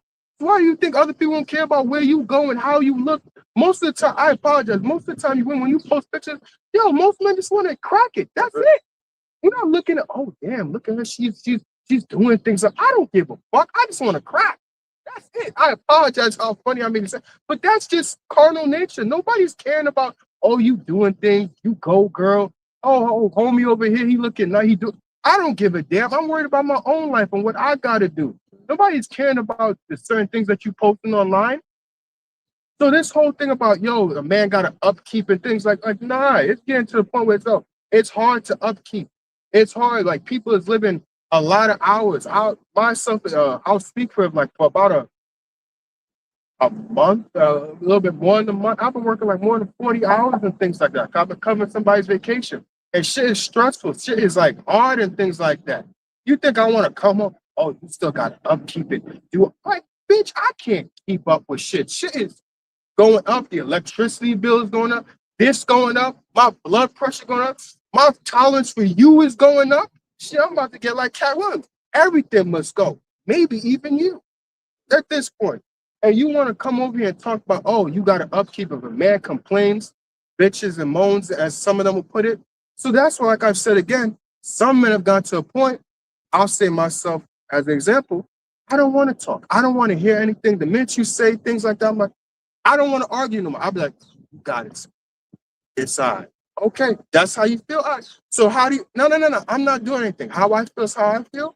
How you feel is how you feel. That's it. I'm not getting to no argument. I'm not getting to no conversation about anything. If that's how you feel about certain things and how you think, we'll see where your thought process gets. That's it. That's it.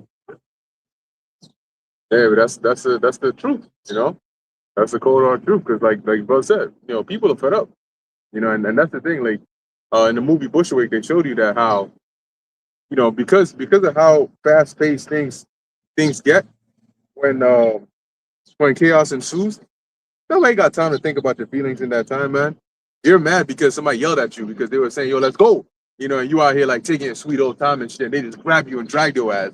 And now you're like, oh, I'm angry and shit. If every couple of minutes we gotta be on the move, or we gotta do this, or we gotta do that, you're not gonna have time to think about how the way he spoke to me was not soft spoken. So I got a little offended because you yelled at me and shit. Nobody. It's either you listen or you die. And eventually, after a couple of close calls, they're gonna just shut up. They're gonna shut up and realize like, oh shit, like I was about to be upset, but I just realized I almost lost my head. That like there's some people, and this shit ticks me off sometimes, man. There's some people where you telling them something, and it's like they're just looking at you, it's like they have a lag before they process what it is that you're saying to them. And especially when it's urgent. It's like, yo, like maybe we're going somewhere, and I'm like, yo, what's the next? Because I don't got the GPS on me. Like, well, what's the next thing? And I'm getting closer and closer to the stop, and you out here taking a sweet time talking about. You said, what's the next? I'm at the damn stop sign, man. Tell me what the next shit is that. Yeah, buffering and shit. And then they get mad when you get mad. Why you yelled at me? I'm at the damn sign and this car's behind me. Wait, what's the this? Is it right or left? I don't know. The GPS is saying, oh, this bitch, give me the phone. You know what I'm saying? Like, why? You know what? You ain't never holding the phone again. That's the type of shit I'm talking about. So in that time, we don't have time for that, because in that time, it might not be just like, oh, somebody's honking behind you. You might be driving real fast. You're trying to get to a destination, on a time. Yo, you gotta be here at this time, or else that's it, you're gonna get left, or whatever the case is. You can't have people and don't make the mistake of thinking I'm gonna put a woman in a position of importance in that time. Now you see, you know what I'm saying? You're beautiful. So I'm gonna make you you're gonna be the assistant manager overseer.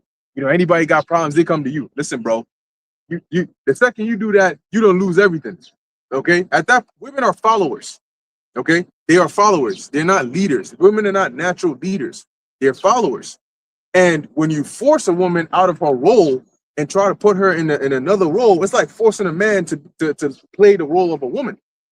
Naturally, it's not going to work, because moments when your testosterone kicks in and that manly instinct kicks in, you can't behave like a woman at that time. And likewise, when it's supposed to kick in, a woman ain't going to have that drive or that adrenaline rush like you would, right? Like when something happens and you get triggered, it's like a dog that perceives a threat, and then the hairs on the back of his neck stand up, and then his ears stand up, and he just gets alert. That's a biological reaction, and when that happens, the adrenaline rush means like, I'm not going to feel pain like I normally would, and I have energy to do what I have to do. Even if it's just a quick burst, I'm locked into the zone. For a woman, it's not the case. So what's going to happen in that situation is, if there's a clash, she's going to be cooked, because her estrogen levels are going to tell her, hey, listen, them ears are going to go down, that tail is going to go under, and now she's going to get subservient. That's what's going to happen. So in that time, you can't try to force the role of a man upon a woman. That's what Esau has done. Now, Esau did it deliberately, because his goal wasn't to try and create a better society. His goal was to create chaos. That's why he forced a woman into a man's role and try to force a man into a woman's role. And now you got to the point where you got men walking on hands and knees with a leash on their neck, being walked by a woman with pink hair, and the niggas in diapers wearing boots, with a cat whiskers on his head. I mean, cat ears and whiskers, talking about woof woof meow. Nigga, are you a dog or a cat? That's the shit that they doing over there. Getting the spit into their mouth. The bitch is like, look up, and he looks up and she spits in his mouth. Like, this the type of shit. Yo, when I tell you the level of madness that's in this world, I saw a very disturbing video yesterday. The shit just, sometimes you just open IG and the freaking algorithm says, listen, nigga, I'm taking you to Narnia. You know what I'm saying? Like, you step through this closet, the shit you're gonna see, you're gonna wish you never, you better delete the app. I opened this shit, man, I was troubled, so everybody gotta be troubled. I opened this shit, and then you got some the person recording the video is like, yo, you can't make this shit up. It's like two Jakes in the car, and you just see, man, you just oh my gosh, there's a Jake laying in the middle of the street on a hot ass day. He laying in the middle of the street, and now he can prepare for what you about to hear. He's laying in the middle of the street, like face down, hands down, with his hands in his ass, spreading his ass open, laying in the middle of the street, just laying there, just like that. Like, nobody knows what's wrong with this person. And then the cops pull up, and the cops themselves are confused. But they're like, yo, this is why I hate my job, because why I got to be the one to pull up and confront this guy? So you got one cop, he's an Asian cop too. So he's like, yo, where I'm from, we don't even see shit remotely close to this. But over here, it's like you in the lion's den. What the fuck is this now? So he comes up, oh shit. So he goes, he gets gloves, and he's coming, and he calls back up. Two other cops pull up, and they put their hand in the little vest shit, and they look at each other like it's not. There's nowhere in the cop manual / protocol that says how to handle a situation like this. So the cop he's trying to tell the guy like, yo, like, you good? Like, what are you doing? Like, what are you doing right now? And the nigga's not moving. He's just there in the hot ass sun, just laid. You see, that's the problem. Moving forward, we can't be giving these kind of examples, but we can't be using these examples no more, bro. That was too much. There's a point I'm driving at. But I'm gonna make you finish that point. The thing is, these cops, the right thing they should do, you come in here, you see a nigga doing dumb shit like that, you take out the baton, whoop his ass up off the street, man. Take your stupid ass up out of here with that dumb shit, man. You ain't got time for that shit. That's what they supposed to be doing. Stand there with their hands in their vests, trying to find out what's going on. That's dumb, bro. What the fuck? You're law enforcement. This nigga is doing all kinds of dumb shit. You gotta come in there, take the baton, whoop his dumb ass that's out in the open, and then let him get us up. Go home, nigga. You wanna go spread your cheeks? Go do it in your fucking backyard somewhere. Not in the fucking streets, man. Fuck is wrong with you niggas? That's demons right there, man. But you got it, bro. Yeah. But so the point is, 5 years ago, like, shit was bad, and we were doing lessons on how bad shit was. but shit wasn't like that. You know what I'm saying? And it's just like whenever you think you've hit a limit with it wasn't a Moabite, it wasn't an Ammonite. Edomites be doing some crazy shit, but it wasn't an Edomite. See, an Edomite will do some crazy shit where he might jump off of a building or some shit, like, you know, say like he got, you know, something bad happened to him and he's like, I can't do it no more, he jumped off. You know what I'm saying? Or he might like stab up his family and then off himself. But like the level of disgusting perversity is the shit you see Jake doing, you know? So like back then you're like, yo, shit is bad, but like you wouldn't imagine like, yo, how you ask like, how can it get worse than this? And then a year later, you see how it gets worse than this. And you think, surely it can't get worse than this. Then 3 years later, it gets worse than this. So that's why in Isaiah, the first chapter, the Lord said, look, I can't beat you anymore. I can't whoop your ass anymore. Why should you be stricken anymore? You will revolt the more and more.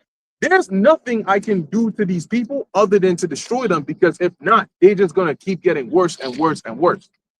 Here it is, the virus going to get a virus. How the hell does the virus get a virus? You know that shit bad. And it just keeps on going like that. It's called mutations. See, that's Jake. Jake caught the virus of wickedness, and they just been having mutations. You know, every couple of generations, they mutate, and then they get worse. See, before, YNs weren't really YNs. You know, YNs were more like, they were more older. You know, there's like more people who are like actually into gang banging. Nowadays, that shit is out the window. So it's another mutation. YNs are a mutation, a genetic, wicked disease mutation. And it's only going to get worse and worse. Next thing you know, you're going to have the actual toddlers getting into the shit. You know, you got toddlers making music, sounding like they're adults and shit. Shorty broke my heart. Nigga, you in preschool. What are you talking about? You know? My phone. Like, what the hell? Get the mic away from this guy, man. You should be learning and reading, like learning, reading, and comprehension. So they leave these schools. They don't know how to read or write. And like you did a lesson on it, and I saw that video where you come up to them and you ask them just a basic flashcard. They didn't even ask you a question. They just said, read what's on the card. And these are grown-ass adults scratching their heads, wondering, then they start laughing. When the person starts laughing before they even answer the question, you know that they're like, oh shit, I know I'm about to be embarrassed. You say, yo, what does this say? The dog went into the store. They're gonna look at it. Oh shit. Yo, man, I ain't read this in a minute. What you mean you ain't read this? Just says the dog went to the store. Cat in the hat, nigga. Yeah. And you standing looking at this shit, so yo, dog, you really caught me off guard with this one. Man. He said, yo, that's the dog, you know what I'm saying? That shit says dog right there. Cut the shit. These niggas gotta go. They gotta go. Because you know what's going on with Moab? They got the younger and younger generations. They coming up with this new AI shit because they teach them this. They teach them hardware engineering, electrical engineering, software engineering, all of these things from a youth. So they know and understand. That's why you go to Taiwan and you go to some of these other countries. They know how to make these microchips, right?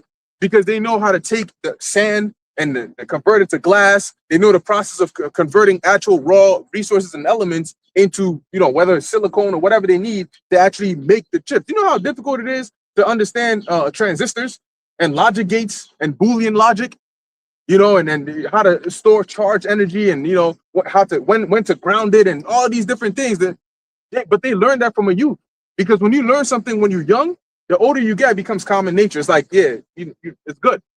So they learn all of those things. So they're the ones who are inventing, you know, these new shits that you're seeing coming out. So while they're doing that, this is the shit that Jake is doing, getting worse and worse and worse. That's why the Lord called it Jacob's trouble. It's a time that's going to trouble everybody, but he specifically called it Jacob's trouble because Jake needs the trouble the most. Yeah, Esau's bad. These nations are bad, but they're strategically bad. You know what I'm saying? These Edomites are wicked, but they know what they're doing. They're wicked strategically. Israelites are they wicked without a plan. You know, they wake up and just, the scriptures say that their feet are swift to do mischief, to do evil, but to do good they have no knowledge. How are you the people of God and you have no knowledge on how to do good? And when you're instructed on what to do, you revolt against that. And that's why judgment got to come. We said, Yep. Jeremiah 15:1. Then said Yahweh unto me, though Moses and Samuel stood before me, yet my mind could not be toward this people. What does that mean? Why did the Lord say his mind could not be towards his people? because it doesn't matter what you try to say on behalf of these people. It's like Ezra. Ezra said that. Ezra said he came to the Lord after we came out of captivity, and then Jake started, going off again. And Ezra said, I'm embarrassed to even come to pray before the Lord again, because I don't even know where to start. You literally just delivered us out of captivity for the very things that they're doing right now, which got us into captivity. And then while I'm praying on their behalf, they're doing the same wicked shit. It's like somebody that's in the court for a case of murder. Their lawyers trying to defend them, and they threatening to murder somebody else in the court while they're in the courtroom. Then the lawyer's like, Your Honor, like, at this point, I don't know how I'm supposed to defend this nigga. He in case for murder, and he's threatening to murder somebody while we in the court session. That's how Ezra felt. So if the Lord is the judge, he's like, bro, there ain't nothing you could do to change my mind. Like, even you see that these people are beyond helping. There was a Jake that actually did that. He started talking. He murdered a bunch of people, and he started talking. He's like, "Yeah, but with the gun that I had, that I did it with." Yep. And the Lord's like, "Please, man, be quiet." He's like, "Shut up. Let me talk. Let me say my piece." So when I did that shit, I had the blicky on me, and yeah, I took him out, but I didn't mean to take the friend out. That was a mistake. And it's like, bro, you just throw the whole case out. You done. Slam the book on the nigga. I saw that. He literally told his lawyer to shut up and let him speak. And the lawyer is baffled because he's like, I really thought I could help this nigga, and all you had to do was shut up. All you had to do was not open your mouth. And this nigga said, the judge said, look, bro, if you were gonna get life sentence, I don't know what I'm gonna give you now. That's how they give you triple life. Like, how do you give somebody triple life? There was a comedian who joked about that. He's like, so if you die and come back, you got to go back to jail. Nigga in preschool, right? And they gonna come arrest him and take his out. Yeah, you got second life. You got to go and do that. But you know what? That concept is really in the hands of the Lord. The Lord knows how to give you triple life. He can give you a judgment. He's like, all right, you're gonna come back and come back and come back. But 3 times you're gonna go through this because of what you've done. But Esau can't do that. And this is why the Lord has to take his remnant, and he has to magnify his remnant in a good way. Because if not, there's going to be nobody left to bring the good name of the Lord to light. Because if we're saying that these are the God's chosen people, but the only thing you can think about when you see these people is murder, perversity, violence, and just wickedness, where's the glory that comes to the Lord? So the Lord is like, yeah, why you got the balance of that, and I'm going to destroy them, but I'm going to have these right here. These are going to be the ones that represent me in a good way. See, so when the Lord brings that power, he starts bringing the miracles, he starts glorifying himself. Because what did Yahushua say? Yahushua asked the Father to glorify himself through Yahushua. So now we're going to glorify Yahushua through him, and in turn glorify the Father. But through the name of the Lord, we're going to be able to do these things so that the glory goes to the Lord. So now Israel is not going to be talked about in the perverse sense, but it's going to be talked about in the holy sense. That's where you get your Wisdom of Solomon, the 5th chapter. All right, and then 2nd Ezra 16. Then shall they be known who are the Lord's chosen. These people, the world, we already know that they're done. The Lord's already condemned them. But you got the last stand, which are the elect. The elect are the last stand. Because if the elect are not there, that's it. Who's going to glorify the Lord? It's not going to be heathens. So if the Lord does not, protect and raise up his elect, who's going to be the remnant to actually glorify him? The last good apples in the basket, so to speak. Got it. It's like a branch that gets disease on the tree. That branch has to be cut off because that disease will spread to the whole tree. Right. And that's what you have with the majority of our people. There's been diseased branches and it just spreads. You see wickedness. You first, like 10, 15 years ago, you would see it would be a one-off. If you've seen some shit that you described earlier with the dude laid out, not even gonna get into that again. Some traumatizing shit, man. You walking around, imagine walking around with your family and you see that. You gotta cover your kids' eyes. No, man, we gotta go down another street. I'm sorry, man. That's too much. But the point being that would be like, that would be a once in a blue thing. If that. Now it's like every week, every day that shit is happening somewhere. That's what happens when he might have been off a Sherm stick. The certain drug that makes niggas get butt naked and bug out. Like that K2. At K2, right? Yeah, that's why the YNK gonna get your ass. That's it. That's it. They move it. They better let that ain't go. Whatever suspect they got, let them go. It says, yet my mind could not be toward this people. Mhm. Cast them out of my sight and let them go forth. Yeah, the Lord's like, get them out of here. First off, I don't want anything to do with them, and they don't want anything to do with me. So what you trying to force the issue here for? That's why the Lord said this time, no, I'm only going after those who are looking for me. All right, those are the ones that I'm going to make myself known unto. Now, when the rest of them start crying onto me, it's going to be like those that the Lord fed, the multitude that the Lord fed, and they followed him. And the Lord said it, you didn't follow me because of the real bread of life. You followed me because of the carnal food that I got fed y'all with. And it's like, yo, damn, that's really crazy that y'all followed him for like days. Days on that. Where he went at? Get on the boat and cross and follow him for physical food. You were that diligent for physical food. But when it came to just like hearing the words of life, yeah, we ain't trying to hear that. That shows you how like these are the kind of people where it's like, yo, I can teach you how to make $1 billion in 3 days versus I can give you $10,000. Now give me the 10,000. You know what I'm saying? I'll take it. That's these people. And you're wondering like, yo, you guys are really deprived of wisdom. And it's like, it's such a man, the separation is so vast between the Lord's elect and the rest of his people. It's like, damn, are we even of the same stock? Because the way we think are completely opposite. It's like night and day. You know, there's some that the scriptures say that on our part he is glorified, but on their part he is evil spoken of. That's the Habashah. And the way we reverence the Lord, they do the opposite in terms of disrespecting the Lord. And that's why the reward that's going to come to the righteous is going to be very different than the reward that's going to come to the. Got it. And you might have certain siblings, and you look at one, he's upstanding, you know, he does this, he's a golden child, and then there's the dude that just can't get right. Right. And it's like, how am I related to you? You know, that you'll see that play out in certain movies and sitcoms and shit like that, but that's based off reality, because that's how it is with the wicked of our people, man. They're so far from us in terms of mindset, it couldn't be more of a polar opposite, because they're so short-sighted and they can only focus on the 5 senses. They have no spiritual mind towards anything. They are really base creatures, man. That's why the Lord's going to forget about him. He's going to move forward with his elect. He's like, look, that's why I saved the remnant. Because I knew it's like when you have money and you take a specific portion and you put it in a locked savings account. And you like, I'm gonna keep this here because I know the rest is going to go just like that. But it's the one that you convert into silver or gold. And you know, it's going to be more difficult to go and convert it back to cash. So it just stays. That's the remnant. You know, the precious jewels, the Lord's like, I knew y'all are the safekeeping. Because I knew that I'm going to come back and it's going to be y'all that are going to stay.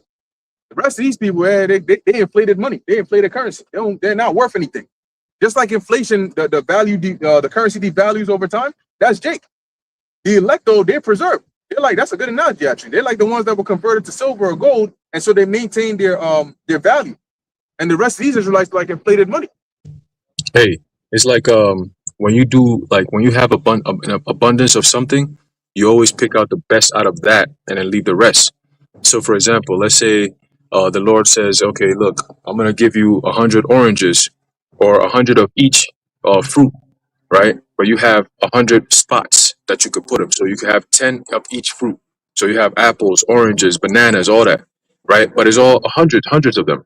What do you think everyone is going to do? Every man is going to look through all the banana piles and be like, all right, I'm going to take out the 10 best bananas and I'm going to place them right here. And then you go with the oranges, the 10 best oranges. You take them and you add them over there. You put them in those slots. So by the time you're done, you have 10 different fruits or 100 different fruits, but 10 of each that you can have. And then it's a whole board of just diverse different kinds of fruits and all kinds of different things, but they're always the best of the best. And why did you pick that? Because number one, by the time you're ready to use it, it's going to be ripe so you can eat it. Number two, it's going to be enough where you can actually grow more of it because you took the best out of the best. So if you were to take like a rotten banana, what are you going to do with that? It's either you're going to eat it quickly or you're going to throw it out. But if it's slightly mixed between ripe and unripe, then it's like, all right, I'm going to hold it till it's ripe. I can eat it. Or I could just let it sit a little bit longer and I could use it for like maybe a smoothie or something. Like at least you could utilize it for something. Or you could just go plant it back in the ground and there you go. You got more bananas coming up. Right. So it's just an example of how the Lord always works with a designated few. Right. The remnant, the cluster, the select ones that he's designated and reserved for himself. Okay. And that's always going to be the best of the best. Every man does that. I say most men should be doing that. Right. Where you always have a select, you always put some to the side. Even if you have money, right? You got a lot of money, you always put some to the side in case something happens. All right, this is going to be emergency. This is what I'm gonna use for this. We are like the Lord's emergency. Like we he taps into us when he needs us to do something, right? So we're always gonna be that select reserve. Like these men. I'm not gonna mess with them because when I need them for real shit, that's when I tap into them. You see what I'm saying? That's the elect men. That's the 144,000 right there. Those are the special forces of the Lord. Like, you know what I'm saying? It's like these men right here, we only use them when we need to go into like special force battles. That's when we tap into them. That's heavy, man. You know, but y'all brothers got it. That's right. That's right.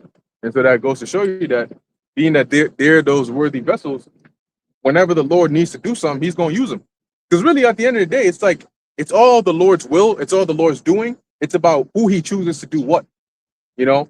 And so you just want to be that vessel that the Lord uses in righteousness, especially to further on in the plans that he has, right? Because he's doing it ultimately for his will, but he just puts it in the spirit of certain people to desire it, you know? So it's like, look, I'm going to do this, but I'm going to put it in your spirit since I'm using you to desire it. It's kind of like when you convince somebody to do something, you know, you tell them it'll be fun. Come on. Then you make them excited for something that they didn't want to do before, but it's because you really want to do it.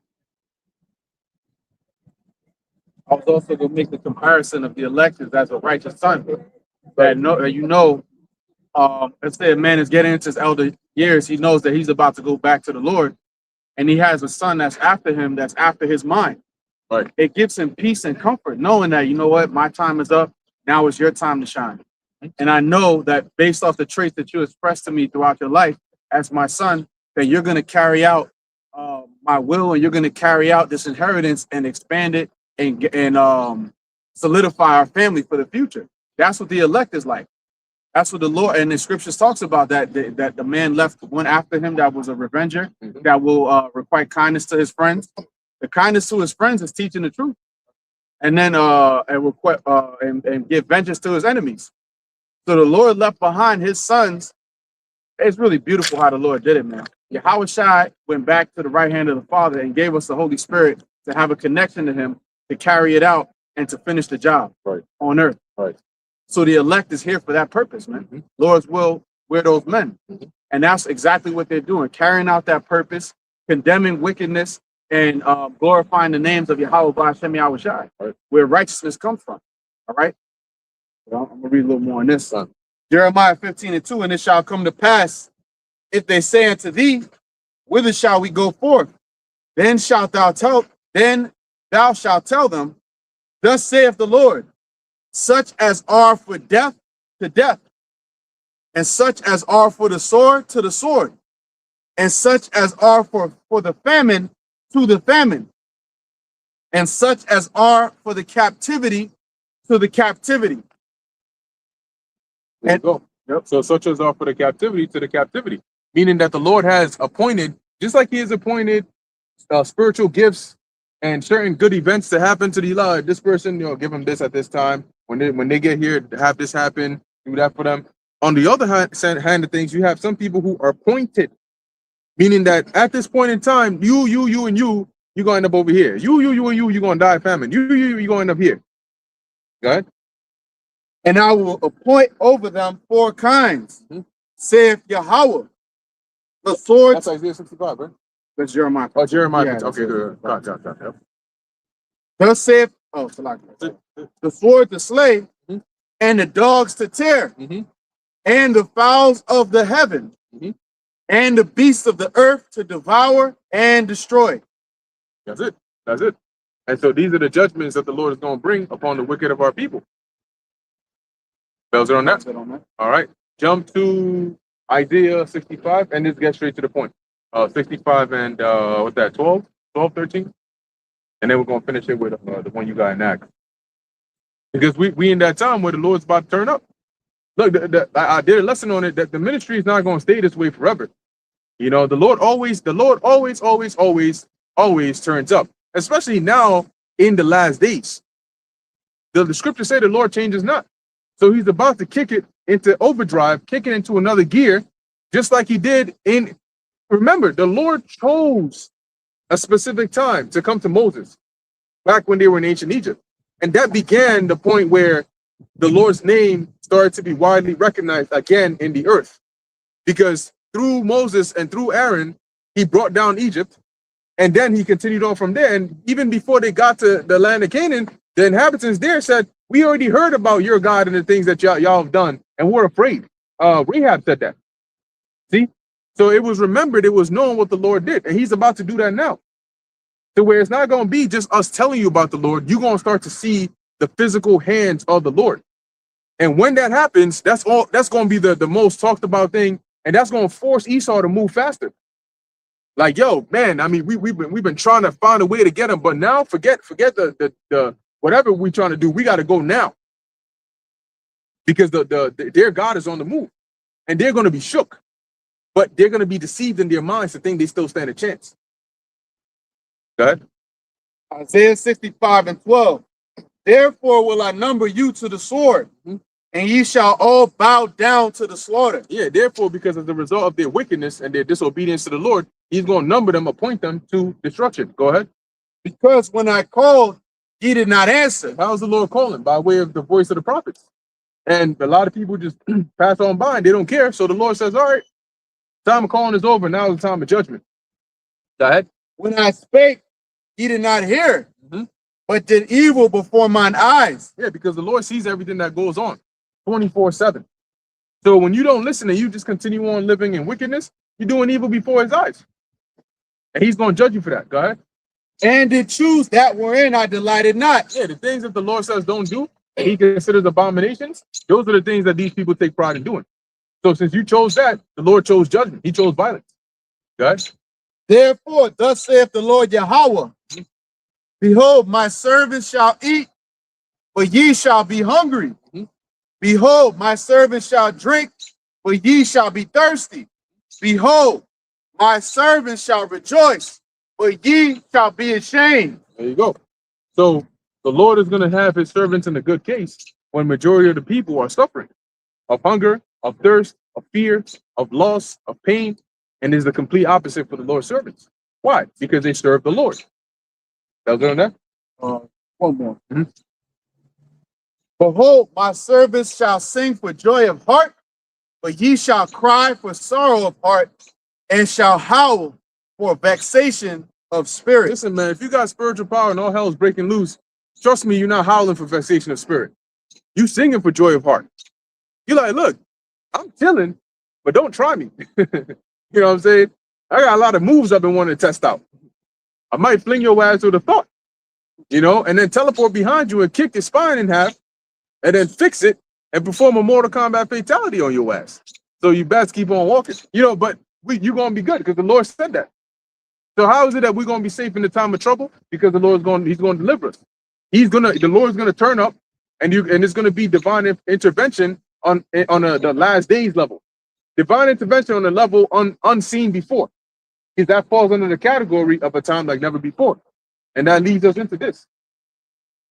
This is Acts chapter 1 and verse 6. When they therefore were come together, they asked of him, saying, Lord, wilt thou at this time restore again the kingdom to Israel? God. And he said unto them, it is not for you to know the times or the seasons which the Father hath put in his own power.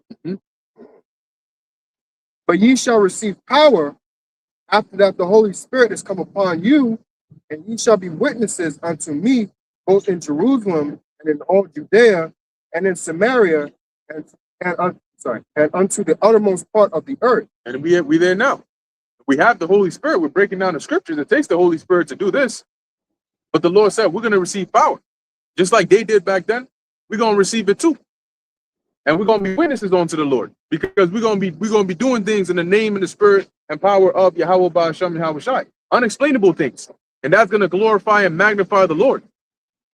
So it's not, that's it. You know, it's not this isn't fake This isn't pseudoscience. This is reality.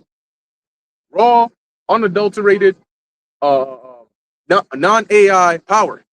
And the Lord Yahweh Ba'Shem Yahushua is going to do that. And you know why he's going to do that? He's going to do that, one, for those that are faithful to him, because he knows that you're not going to be on some Simon type of energy and try to, big yourself up. He knows that, you know what? Those that are truly my servants that believe, they're going to use it for the purpose that I gave it to them for and trusted them with. So we at the time when, as it says in Psalm 119 and 126, it is time for thee, Yahweh Ba'Shem Yahushua, to work, but they have made void thy law. It's time for the Lord to roar. Then let the whole world shut up and listen. Enough with everybody getting on the stage trying to get the attention. I'm this, I'm that. Oh, look at me. And everybody just ignoring the Lord. Now the Lord's like, all right, now it's time. Now the Lord's going to take the stage. We just hope to be a part of those men, the righteous ones that the Lord uses, to accomplish his great work. But yeah, that was the last precept. Brothers got any other points? Good. All right, we all set. Good. All right, cool. So with that, we're going to end it here. Lord willing, that was edifying and exhorting on to the elect, pleasing to Yahweh Ba'Shem Yahushai. And in closing, we want to give all praises, honor, and glory to Yahweh Ba'Shem Yahushai, Ba'Shem Rakak Wadash. Until next time, Shalom. Shalom, Yahweh Shem Yahshua Brakatham. Shalom to the elect. Shalom.